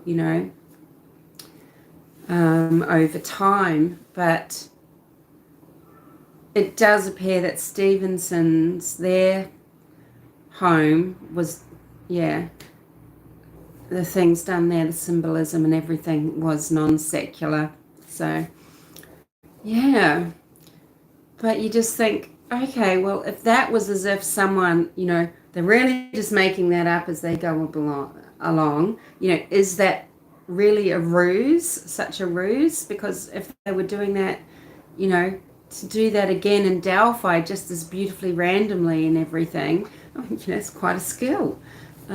Whereas it seems more like the same kind of thing. So a different perpetrator caught up in this heinous crime, trying to create a specific crime scene, and generally just cocking it up. It doesn't have that ring of truth, that ring of real knowledge about what they're doing, because it's all cocked up. It's a bit of this, it's a bit of that. It's not really anything to fruition. It's maybe missing the right details. It's just someone trying. That does make you think of someone, either a youthful, immature, without much experience of certain things, maybe. But, Richard Allen wasn't young when he committed the crime. He was right in the pocket of the age, etc., that the FBI said they were looking for but couldn't freaking find because nobody was running the operation tightly. No one was seeming to care about the day-to-day matters. How did that bit of information get missed? It's exactly what they were trying to run their investigation to uncover: information about people that were at the Monon High Bridge on the day of the murders, at the time of the murders. It was the one thing, the one key thing, the utmost thing that they were looking for, and they fucked it up royally. They have given excessive grief, suffering to families. Carrie, the Patties, and Abby's family. It is unforgivable. It's not that everyone is perfect in their jobs and really good at their jobs and everything, but wow, you should be working to your skill set and on the right pay grade. What the fuck are you doing still running an investigation 6 years later when you finally arrest the man who was the one person that came forward with exactly what you wanted? And if you didn't know that very day about the video, you did soon after. How useless are they? Okay? Useless.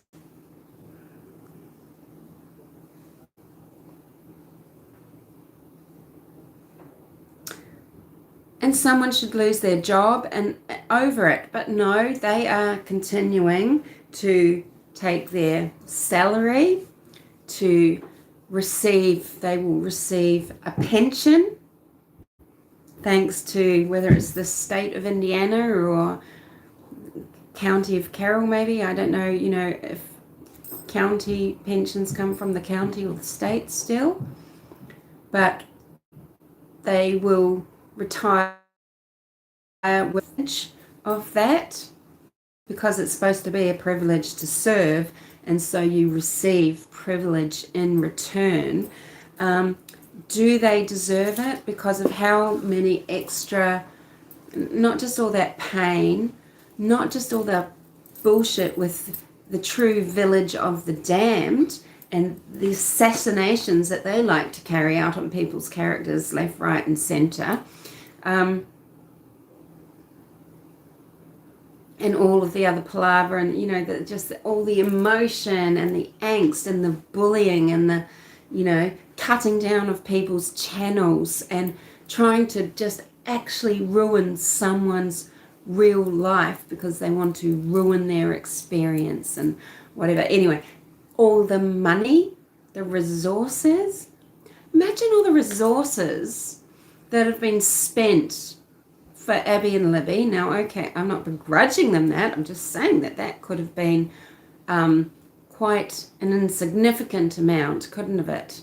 They could have just wrapped it up like that, quicker than Koberger being put into the pen in Penn. Well, he's now back in Idaho, but unbelievable. That could have gone to solve Florify, maybe. Maybe that funding could have gone to paying for the privilege of getting the outsourced data, because Carroll County outsources a 911. Now, that's probably actually perfectly reasonable. They don't have the money to pay to have a manned 911 service. They outsource it. They pay someone else to do it in another county. But that money could have paid to get the 911 call release. Why is that a decision on the Carroll County City Council's lumpy white shoulders is beyond me. Making judgments about what citizens should and shouldn't hear, what they can handle to hear. It's utterly reprehensible. So I buffered, didn't I? That's probably saying, oh, shut up. My head is me telling me, shut up, you're ranting. Furious, because that is a lot of resources, a lot of manpower, you know, and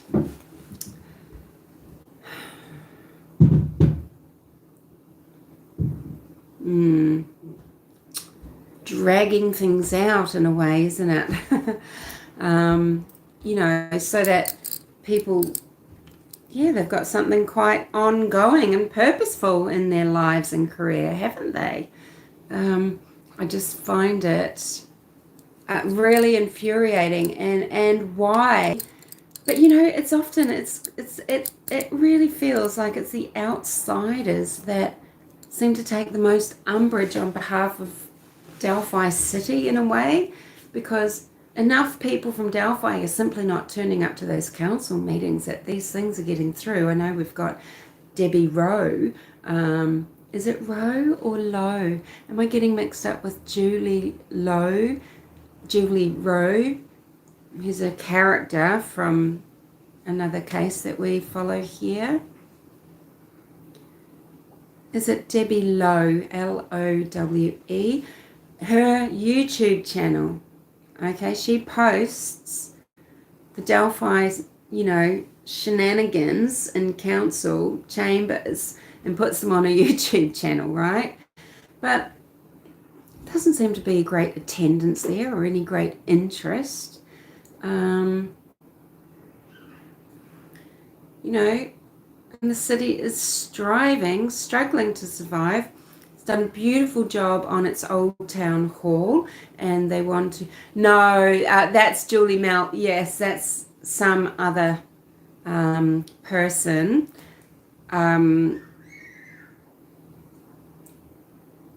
Involved in the case. So yeah, she went and collected Greeno from the county jail that he was in. Was he in Cass? Is it Cass County he was moved to? He got moved a few days before Richard Allen. I mean, they've done that very purposefully, haven't they? The sheriff, they moved Greeno from Delphi. He was actually at Delphi jail, right in the main street there. That's where he served his year. And he was moved, was it 3 or 4 days, somewhere to Johnson Town, or anywho, yeah, another jail. That would have been infuriating. I mean, I shouldn't laugh. I shouldn't laugh because they've clearly done that. I mean, maybe thinking they're protecting the integrity of things moving forward and, you know, protecting the case and stuff. But it kind of is like they were also doing it because it would absolutely infuriate Anthony. But, you know, in actual fact, you know, he did go and interview many of the figures. They gladly granted interviews and, you know, and that sort of thing, to talk about the case. So yeah, I don't know, maybe I shouldn't cast so many aspersions on them that they would be, you know, petty and exercise power just to take a dig at someone because, you know, to make sure that he doesn't have that, after working on a case so long, have that opportunity to be in there and have that fly on the wall experience or whatever, you know, to see it come to that sort of level of fruition. Yeah. Is there anything else you guys want to talk about?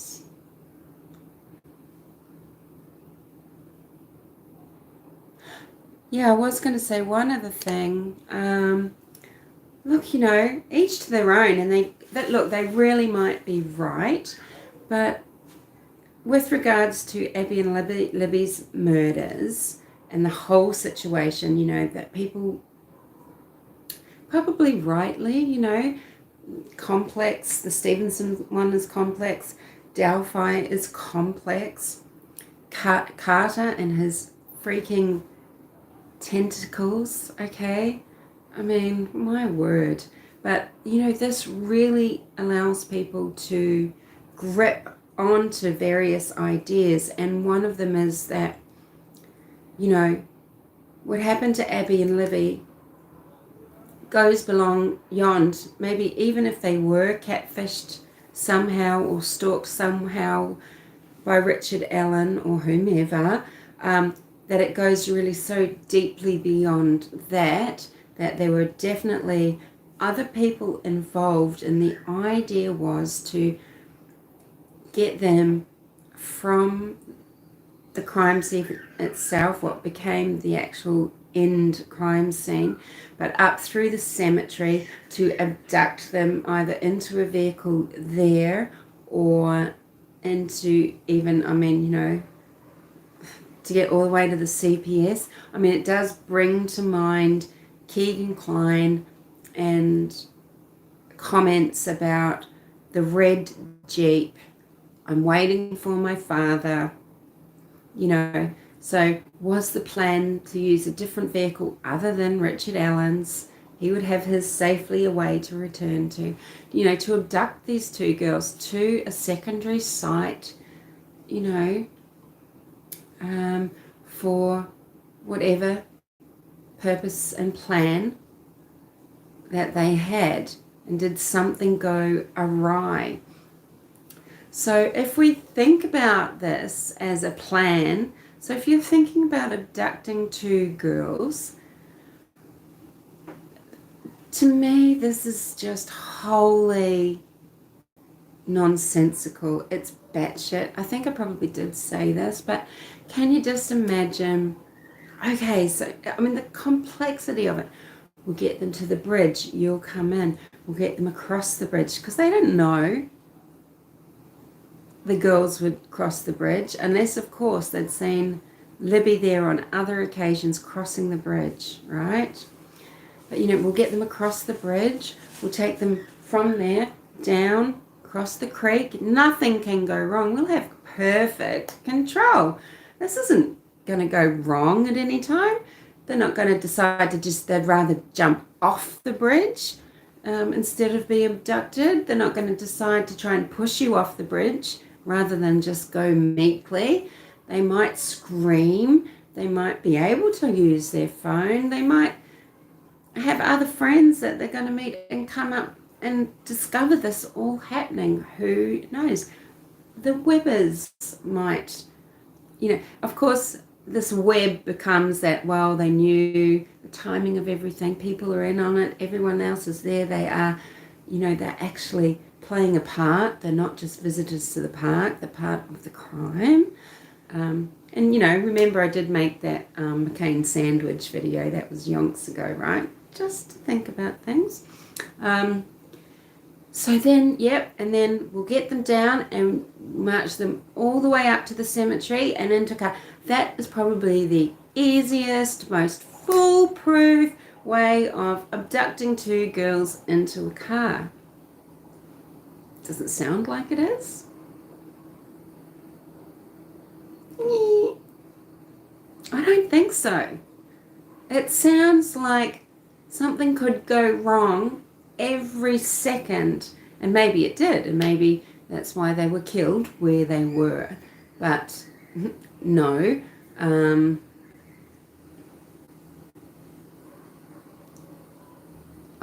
I don't think you need to worry about keeping your eyes peeled, Yeoman. Just, yeah, and I'm not talking very clearly. I know. Don't feel like you have to go and watch a replay to understand what I'm saying, because I'm not really saying much. What I'm just saying is I think there's better ways, you know, to plot to abduct two girls, and it wouldn't be that elaborate where so many things can go wrong and it's just not going to happen. You know, you just grab them swiftly from the side of the road or from somewhere else. You tell them to meet you somewhere where you're actually meeting, where your car is, or where you can come past in your car, not sort of out on some trail where you've now got to get these fit, spunky, girls herded somehow into a vehicle by traveling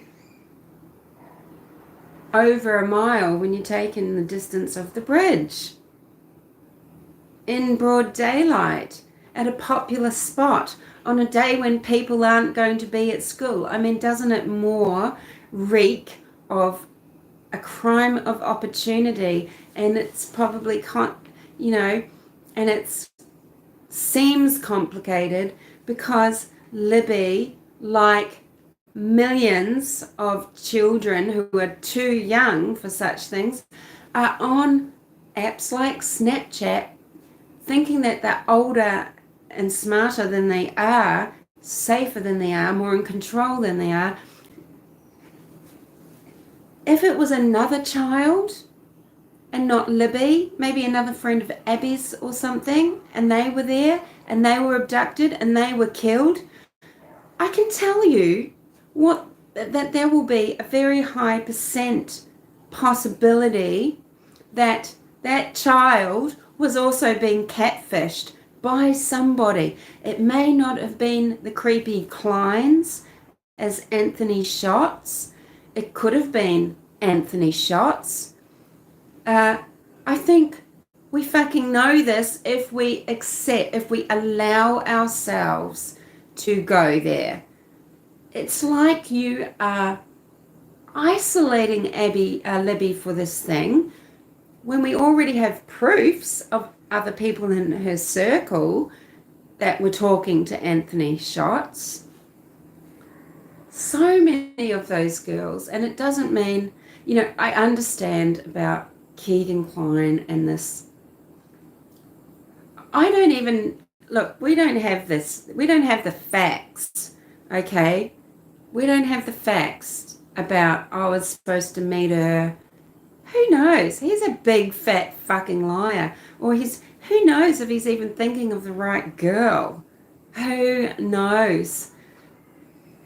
Maybe he's saying he was supposed to meet someone, and it was the girl that someone was being a peeping Tom to around that same time, and it's all muddled up.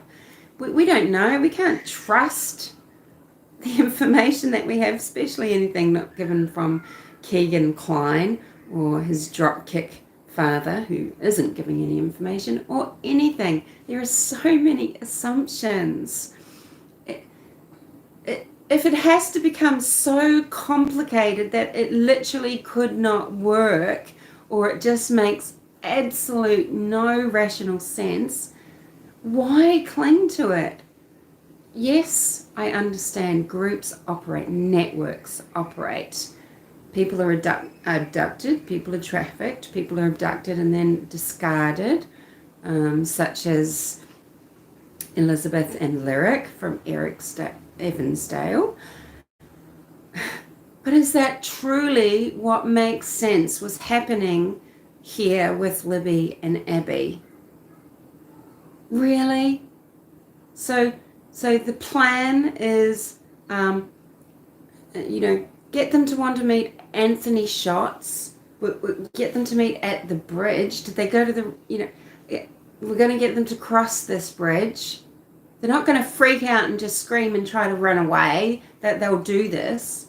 And then when they do, down across a creek that at any time they could run off down the private drive toward a home, away down toward another country road, running toward what they know, Abby's home, the church down there, traffic. But no, and then we'll take them up this very complicated route on somebody else's land, a landowner who could very well be there at the time, into a cemetery where, people go to visit their dead. But we're going to risk that we're going to get them up the hill. We can't quite see if anyone's going to be in there, but we'll magically come out of the bushes into the cemetery, into the vehicle, and whisk them away. I mean, just like that. It's radical in its simplicity, isn't it? This should just be a jip. I mean, criminal masterminds. You know, you wouldn't say, meet me at Riley Park. You wouldn't say, meet me at Monon High Bridge. You wouldn't say, meet me at Freedom Bridge. You know, but where can two young girls go to meet like that? It's more so, isn't it, just to sneak out at night and I'll see you at the end of your driveway, and then maybe an abduction, or, you know, a crime of opportunity because someone who maybe has been going to a certain area because he does see a child that he particularly likes. You know, there are cases where, you know, criminals have explained, yeah, I'd go through this neighborhood and I'd quite often see this little girl. She'd be cycling on a bicycle and she was never supervised. No one was looking out for that child. Victimology. That child is vulnerable. And they would go there specifically on the day that they wanted to act, hoping that they would see this child and knowing that they probably would. And then knowing that when they did, they could take that child because nobody seemed to give a fuck. And so a crime of opportunity, either some piece of dirt, pervert, going on trails, seeing if he can find someone because it is a little bit isolated, but there still will probably be people there, and he could get an opportunity to act because he's just at that boiling point and he's going there prepared with weapons. You know, would he, you know, it's, where would you do that from if you want to snatch someone? If you're planning to get them into a vehicle, abduct them, you know, if you can. Now, I'm happy to be found quite wrong. I always am. I'm always going to be changing my mind if I learn something else, if I have a change of heart, if someone does persuade me with fact or some sort of reason. Yeah, and I could be just completely wrong here. But if you could, you're welcome to produce evidence, the investigations, crimes where that an abductor has done that, okay, has done something where they've decided to abduct, they want to get victims into a car, and they haven't just created a ruse in a car park. Hey kid, do you know anyone who wants some kittens? Yeah, my cat's had kittens. My wife says, you know, I'm not allowed to keep them. We've got a new baby. Do you want to come and have a look at them anyway? Maybe you know someone. You know, maybe you could just take one. I've got some cardboard boxes. You know, or the ruse of, you know, we all know the help me get something into my car. I've got a broken arm. Or, you know, hey, don't worry, I'm a trustworthy security guard. I'm not a failed law enforcement reject because I couldn't pass the psych tests. Let me help you to the car at night after you know, you're leaving Walmart or whatever. I mean, that's what they're doing, right? That is what they're doing, even using the victim's own cars. They're not doing that. There's not these big plots, you know, involving even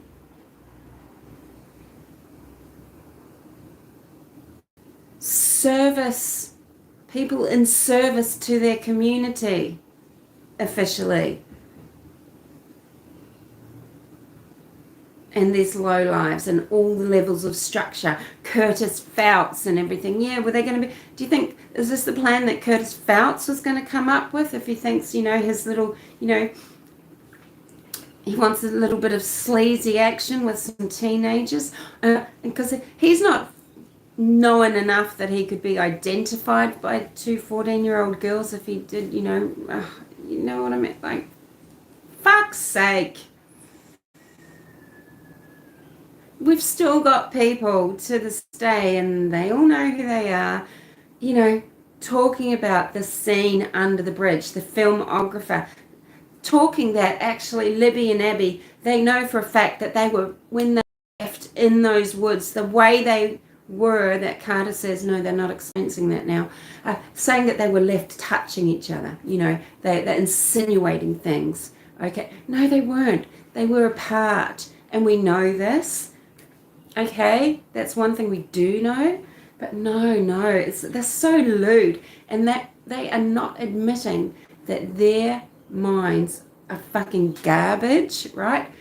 They are masquerading around in human flesh, but they're actually just garbage because, they are choosing to believe certain things and they're spewing it forth. It's like some sort of, it's just like that,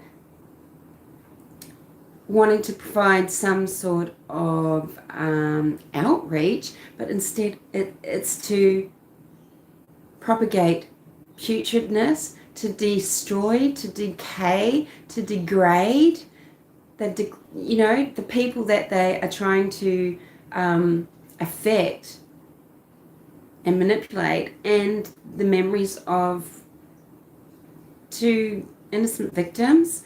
And so they're still carrying on this whole scene that, whether or not, hey, images might have been taken, sure, on Richard Allen's burner phone.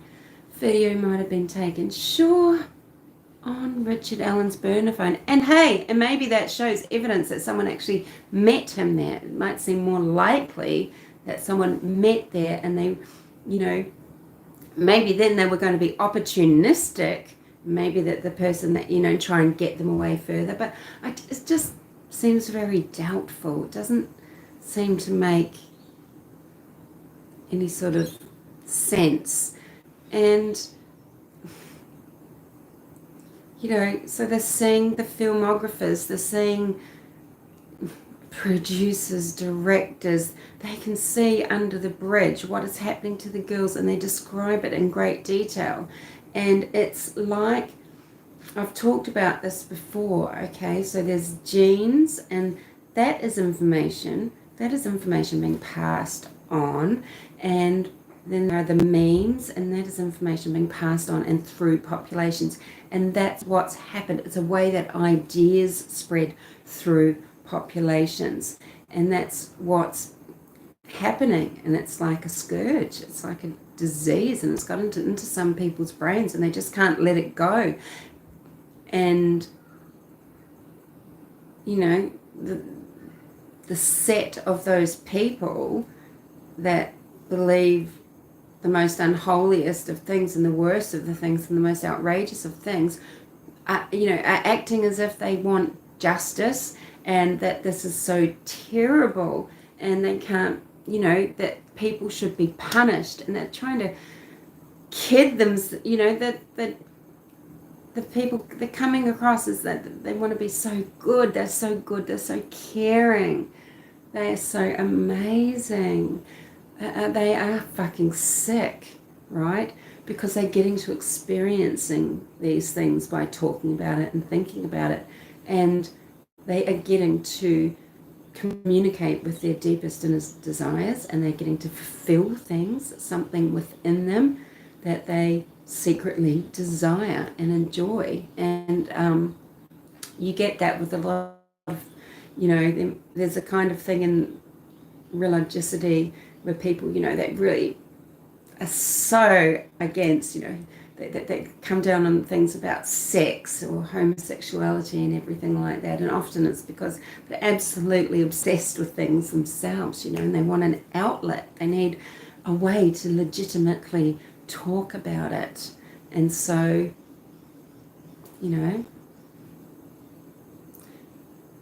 they become advocates, crusaders, and it's fucking bullshit. But hey, that's all just my opinion. Clearly it's just me mouthing off, okay? There are many rational people that are very, very good people and intelligent, and they do think for maybe some very good reasons, and they probably have some very good ideas about how there is someone involved with Richard Allen and how they might have been working together and how it all pieces together, and the victimology of Abby and Libby and everything, right? And okay, that's all very valid. But there is a line. And yeah, people burning up oxygen and airwaves and comment sections about all of that and going way over too far. I mean, it's just, yeah, because it's an infection, and we see it in all cases now. All cases get infected by people. These seeds are planted and out they go, and then people take them out like Johnny apple seeds and grow it all around, and it's very disheartening. And it's funny because for some people, true crime, it is a pleasure because it might be a hobby, it's an interest, whatever it is. It's valid. And it drains the pleasure out of it, and it pushes good people away. You quite often see people just saying, I can't do this anymore. They close their channels, or they get, they just can't make content, or, because it's so disheartening, because those voices are just so loud, and, they spread the message so far and wide and loud, and and I'm sure people in comment sections everywhere fucking hate me because I'm popping up everywhere when I see comment made that is just completely ludicrous. It might be spreading fake information, false information, or just be someone misunderstanding. It's kind of like micromanaging the internet, right? But that said, I feel like a big question mark regarding the connection about these two cases and why is it fucking newsworthy. And you know what? If it weren't for, Detective Cox is really the only reason why I'm talking about it and giving it any, whatever, because, it's completely shady. It is completely shady that only now this is making news, these cases being connected, and only after October 2022 are tips being shared and things like that. It just reeks of meddlers, meddlers who so powerfully believe that Richard Allen isn't Bridge Guy, isn't the killer, or isn't one or the other. They feel like they are steering it in the right direction because they have to take action, because if people are just believing this bullshit and not and not their conspiracy theory or whatever, or not their belief. People are they're so triggered when you question their beliefs and everything. They take it so it's very, some people they can't hack it. They feel like their whole selves are wrapped up in it, right? And so they actually take real world action to that degree. So it could be a meddler, it could just be someone that really feels passionately that Delphi have the wrong guy. It could be someone that really actually cares, just really feels that Delphi has the wrong guy, and and has thrown this in to try and throw a spanner in the work. They were looking around for something and they found it. But I don't know, because Indiana and the trucky sort of thread has always been a part of their investigation, though, over in Boone County. So I don't know, it's a bit of an odd one. And and of course what it does is it gives credence to people's beliefs that there was someone else involved, and I concede that. Maybe Richard Allen, he seems like a lone wolf to me, and especially to stay hidden 6 years and stay in the same place to feel safe enough if he's got cronies that no one else is gonna be discovered and then talk and tell on him, make a deal. He felt secure enough, stupidly or whatever, to stay. So that makes me feel like, see, people go, oh, it's because of all the powerful people that he's connected to. Well, clearly not. He's been arrested. He wasn't feeling safe because he felt protected. he's probably been safe, because as long as he didn't tell anyone, secret's safe. It's only him, you know, and, you know, he seems to be a bit of an enigma even to the people that he hung out with for his interests, you know, with the pool and sport things and everything. And then, you know, when he was doing activities, he was doing them with his family, his wife, and, you know, and she stuck to him like glue. I do find that interesting. I really find their relationship absolutely fascinating. It's so evocative when I think of, yeah, the little tiny snippets that we do know and what we've seen. There's so many conclusions to be drawn if you relate it to other things that you know in psychology and relationships or other cases and things. Yeah, it's really fascinating to me.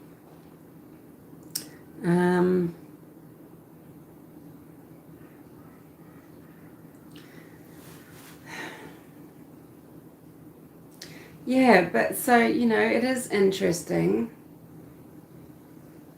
that Cox has talked about it. There is an object maybe, and then there's the similar things.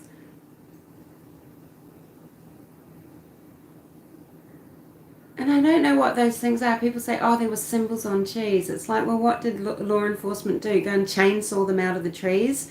Because plenty of people go to the site, even though it's on Ron Logan's land. Plenty of people go down there and look at the site. And, you know, we would know. We would have information. We would have images of anything carved into trees. There'd be images of things that were painted on trees, or anything done to the environment that was in a way that you could see it, right?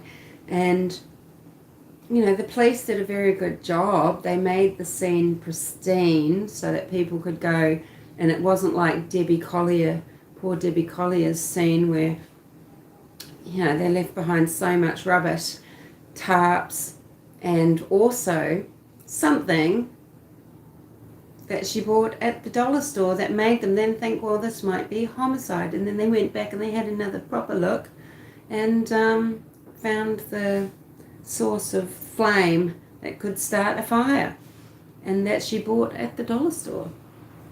Yeah, this is true crime's crazy, isn't it? I think true crimers have to be a little bit crazy. We do, don't we? So, yes, Richard Allen may have an accomplice. Yes, there could have been some plot and set up to get the girls there. Indeed, possibly they were thinking they were going to meet someone. But just me, personally, I think if the plan was to abduct them away in a vehicle, I think it's the most stupid plan I've ever heard. You know, the plan still could have been to meet them and to meet them somewhere secluded. And yeah, that could still fit. You know, but I've thought before about, you know, just Richard Allen and being local since 2006. He seems the type that would just walk around trails so that he can perv and watch and I don't know. And he likes hiking. And he's living in an area with tow paths where he can hike. And he can hike from the side around where his work is and from his home all through trails up on that area and the Wabash Canal and Riley Park and around. He's probably done it hundreds of times, thousands of times. And he knew the bridge. He knew the Monon High Bridge Trail system.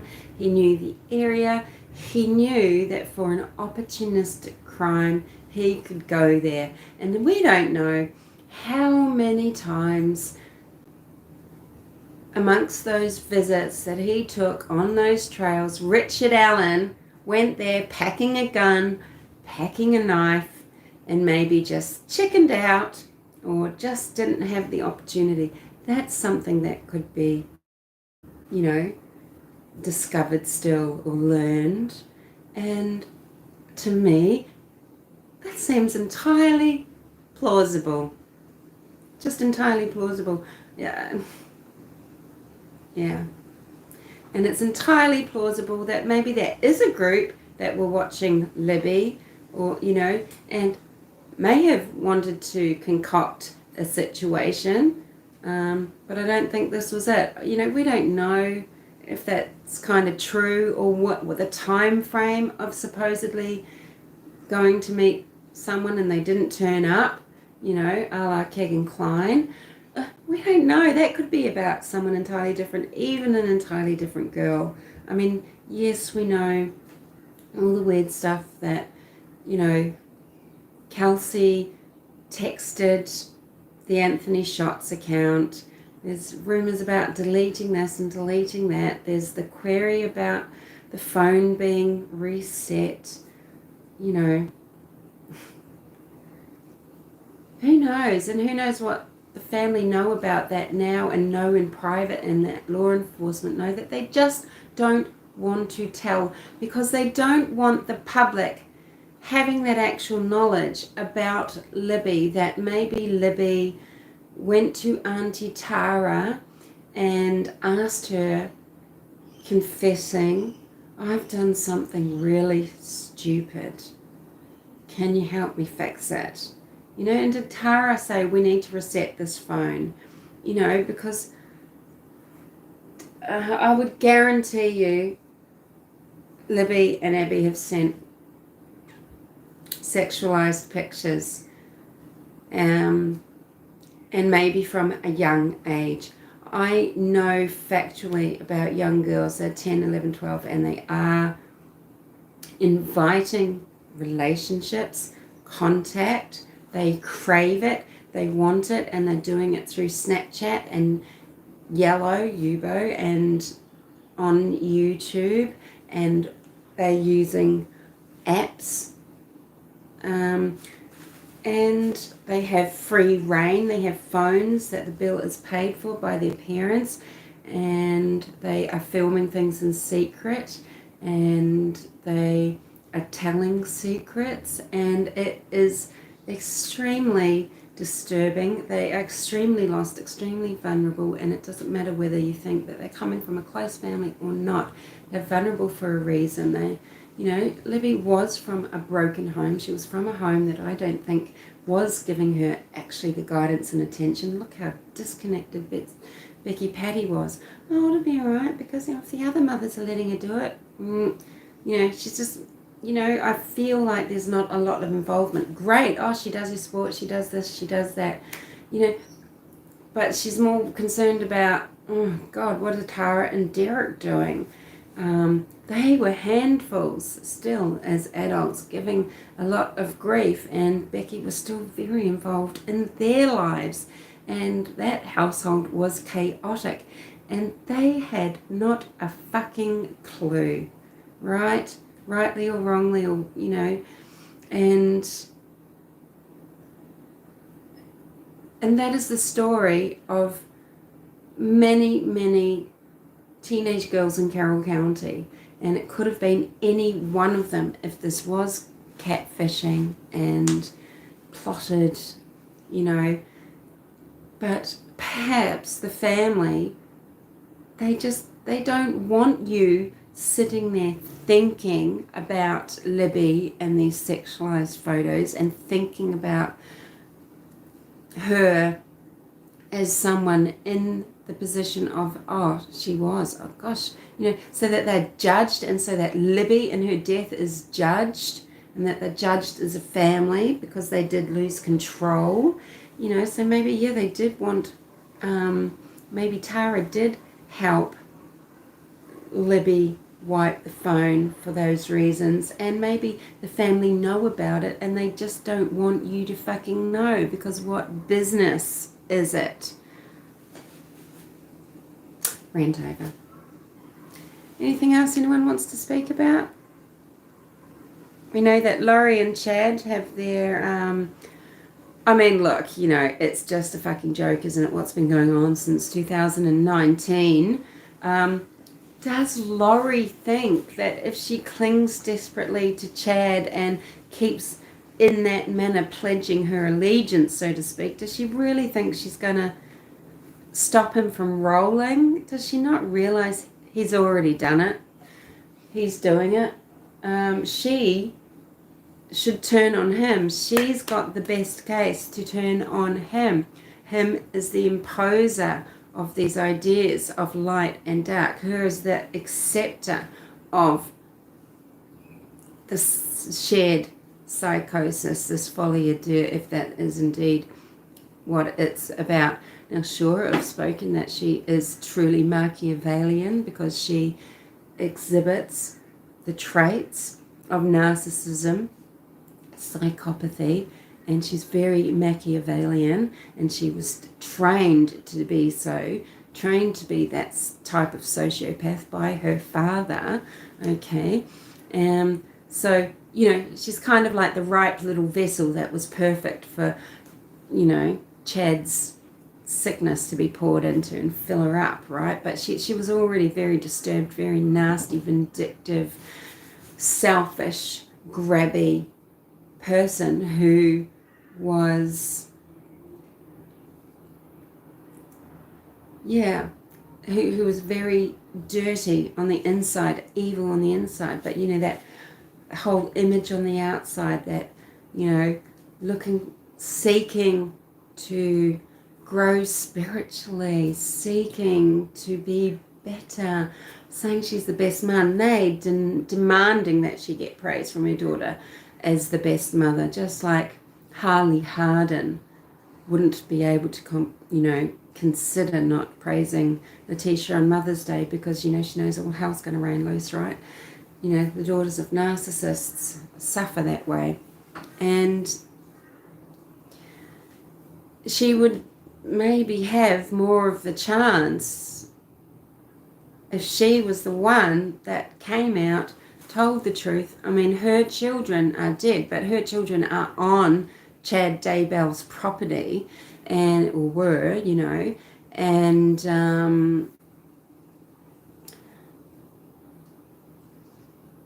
and she can say, well, he completely, he gaslit me. He filled me with these ideas and made me believe that I was a goddess. And I can't even believe that he's made me think that killing my children was okay. It's not okay. Or maybe, whatever she says, right?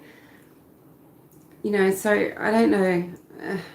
It's very strange that she's still locked in. And I think it just says a lot of how she really wanted what he was saying to be true, particularly about her status and how she really is kind of, actually quite sick because normally when in folie à deux, when the imposer and the scepter are separated, that's just what it takes for that imposer to come back to the good earth, and for the psychosis to go, and the delusions to go, and to be able to understand what they were wrapped up in, and to be able to accept reality again, so, and to see how warped and weird and illogical and everything,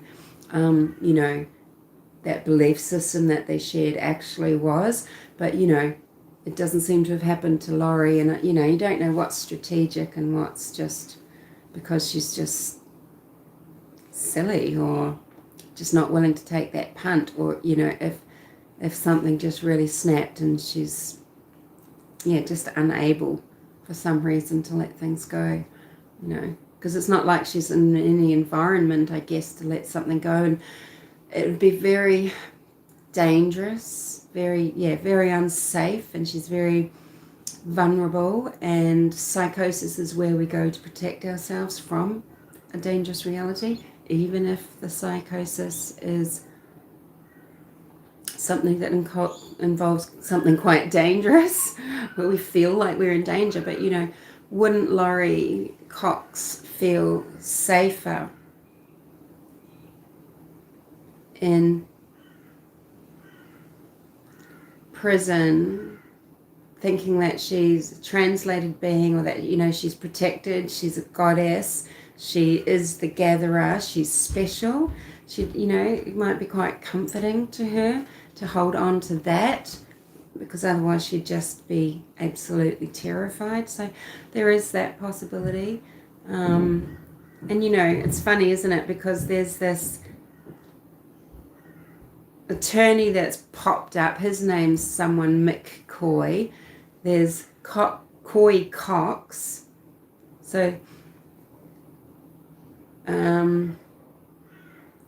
McCoy popped up to talk about something in Delphi, to say something about Delphi, I think, and I'm just like, what the fuck would you know? Why are you talking about a crime scene? You're an attorney, and probably not a very good one, because here you are as a talking head, as if you're some expert. I can't remember if you, yeah, you'll probably see it if you're watching news clips about this situation, the connected crime situation. Yeah, someone McCoy, and he's an attorney from, you know, giving his, you know, anyway, it's just so ridiculous.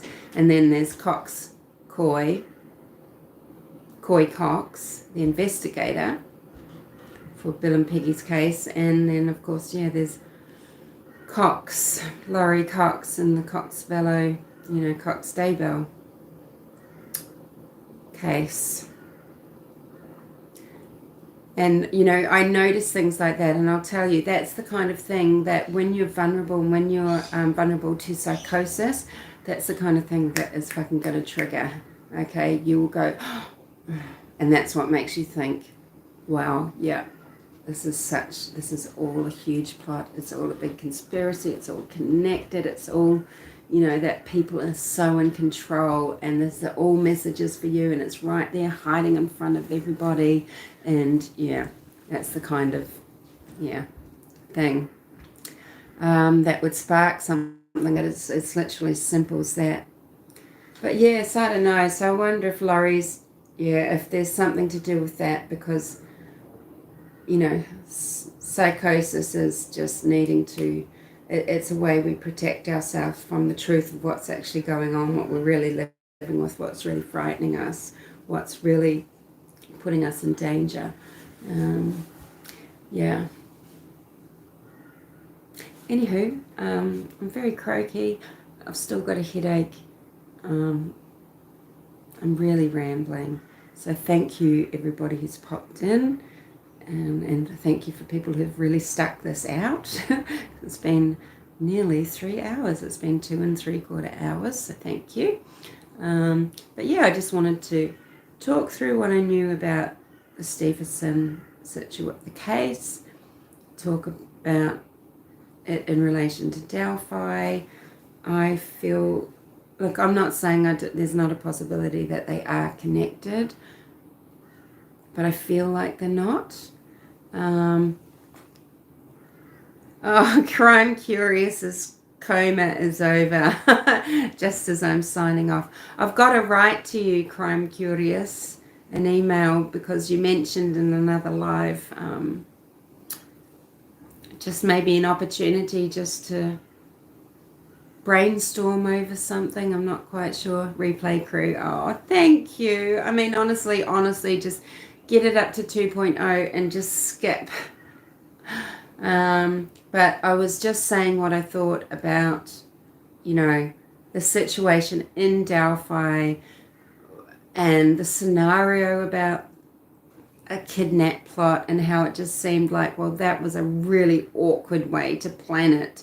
Nothing could go wrong. I mean, it just seemed so long-winded and relying on so many things to get girls to the bridge, across the bridge, down the, you know, down the hill, across the creek, up the hill, into the cemetery, into a car, you know.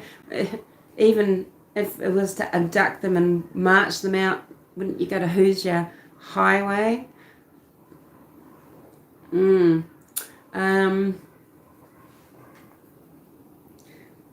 And then I was just talking about Laurie Cox Daybell, and, you know, how she's still clinging on to Chad. So you could even just rewind that now and just hear what I had to say about that, and about her state of mind and what she might be thinking and feeling.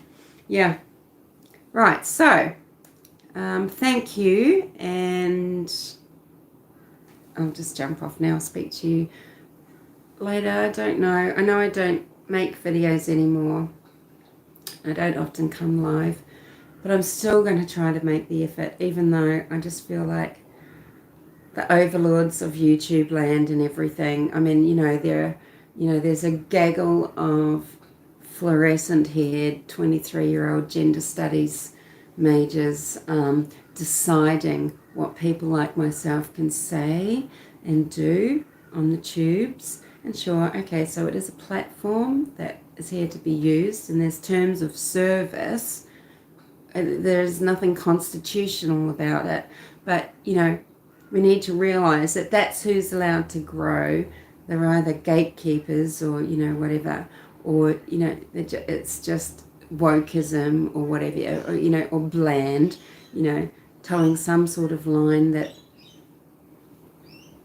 these creatures or the bots that are programmed by them deign to be okay or not, and don't dare have opinion about it, because you just channel. I've never been monetized or anything, but plenty of channels, their content just gets demonetized, like Odin's Men and things like that. You just can't have an opinion, right? People are offended by things, and so they get offended, and rather just fucking cope with it, deal with it, maybe think about things a little bit and consider why they might be offended and what's pushing their buttons, and and said they just want to make life hell, or just impossible. So there's other platforms other than YouTube where you can actually exercise free speech, such as Odyssey. I can't remember what I'm on now. Rumble, which I am not signing up for. Germans advised me against that one, but I think it's Odyssey that I've gone to. When I try and work it out and everything, I will put links and everything, and I'll try and work out how it all works. I just find with the mobile phone, now that I've already got, YouTube like this. And do you know what else I've noticed on YouTube? Right, there are people with 200 followers that have been going live for years, having lives ever since day dot. This is what people like myself and Tori on Better Call Tor, Smooth Criminal channel, she's got a few channels, lament, because we were made to fucking work with it, to eke out every little bit of achievement over a long period of time. And even when you might make an achievement in subscribers, you'd have to have the right amount of hours, and then you can go live, and then maybe you can be monetized, and you work hard at it to build up. And especially, see, if you like Tori, if you like myself, and you're just being true, truth begets truth, and not being focused and dedicated toward growth, so therefore being content oriented in a thin line, when you're actually just giving true opinions and things like that, and not actually making something that is safe and going to be supported and pushed out, then that takes for fucking ever, right? To get a community page so that you can make quick posts takes forever. It was something you had to really strive for, and really struggle for.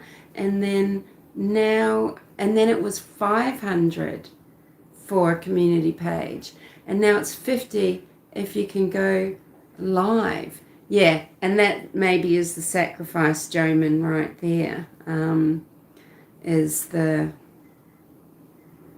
But people building up their channels. Chrome Curious is an amazing creator with so much of value to say and of interest, and she's really giving and adding to communities that she's involved with. And she will know exactly what I'm talking about, right? And now it's just like this. And so the people that are coming on because they see an opportunity, right? Those are the people that are going to be getting these big, loud platforms. So people like, that Julia Bird, right? She'll get on. She's got an angle. She's going to go there, be a loudmouth, get suddenly a lot of followers just because of this one thing, and it's a grift, right? We did the hard graft, not the grift. Mwah. Okay, thank you everybody and others, as AK Rocks always says. I always think that's quite funny. I try to refrain from that, but yeah. And thanks for being here. And if you do have ideas, thoughts, angles on anything to do with the Stephenson double homicide, yeah, I'd be really interested in hearing it, what you think about motive. You know, it seems like it is someone that knew them reasonably well, okay, which is really bizarre about it, and sad about it, in some capacity, whether it was just built through his chapel. Anyway, I don't want to repeat things for the fourth and fifth time, but you know, I'm very interested to know, what do people think about with relation to Delphi and Stephenson? Is there that connection, and is this why this very respected cop, like he, you know, this cold case detective, is that why he's making mention of it on the news? Or was he asked to do it, and because he wants to promote Stephenson, and because it was so word, and he's looking for any clue at all, and maybe he wants a wider audience, because that's what Delphi has, a wider audience, a new audience, or someone that, yeah, possibly might know something because of a connection that he just hasn't been able to find. I mean, that could simply be his motive, because he has vowed to go to the end of his life. If he, you know, he's not going to retire if he doesn't solve this. He has vowed, he's that committed. He's going to solve this crime. So he has to start thinking outside of the box. And sure, if this is going to stir up the true crime community, maybe that's a tactic. Maybe it's a tactic, but of course it's getting people, now it's getting them all in those fields again about the, yeah, all their conspiracies, right? And it just fuels things. But maybe in the long run it's better for the Stephensons, you know, because it gets traction. The Delphi community is huge and wide-reaching all the way around the world, all throughout America. So, I mean, that, what do you reckon? You know, let me know. Do you think it's a tactic for him because it helps him in his case, and it's, you know, he doesn't feel like it will harm Delphi because he knows, you know, people are going to talk about wacky things anyway. Who do you think was the person that spoke with him or tipped him in November? Do you think it was that hacker?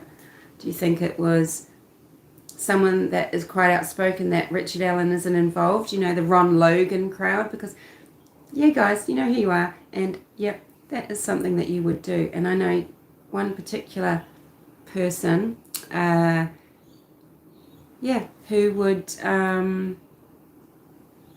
who would do that, because who does have an interest in sick crime.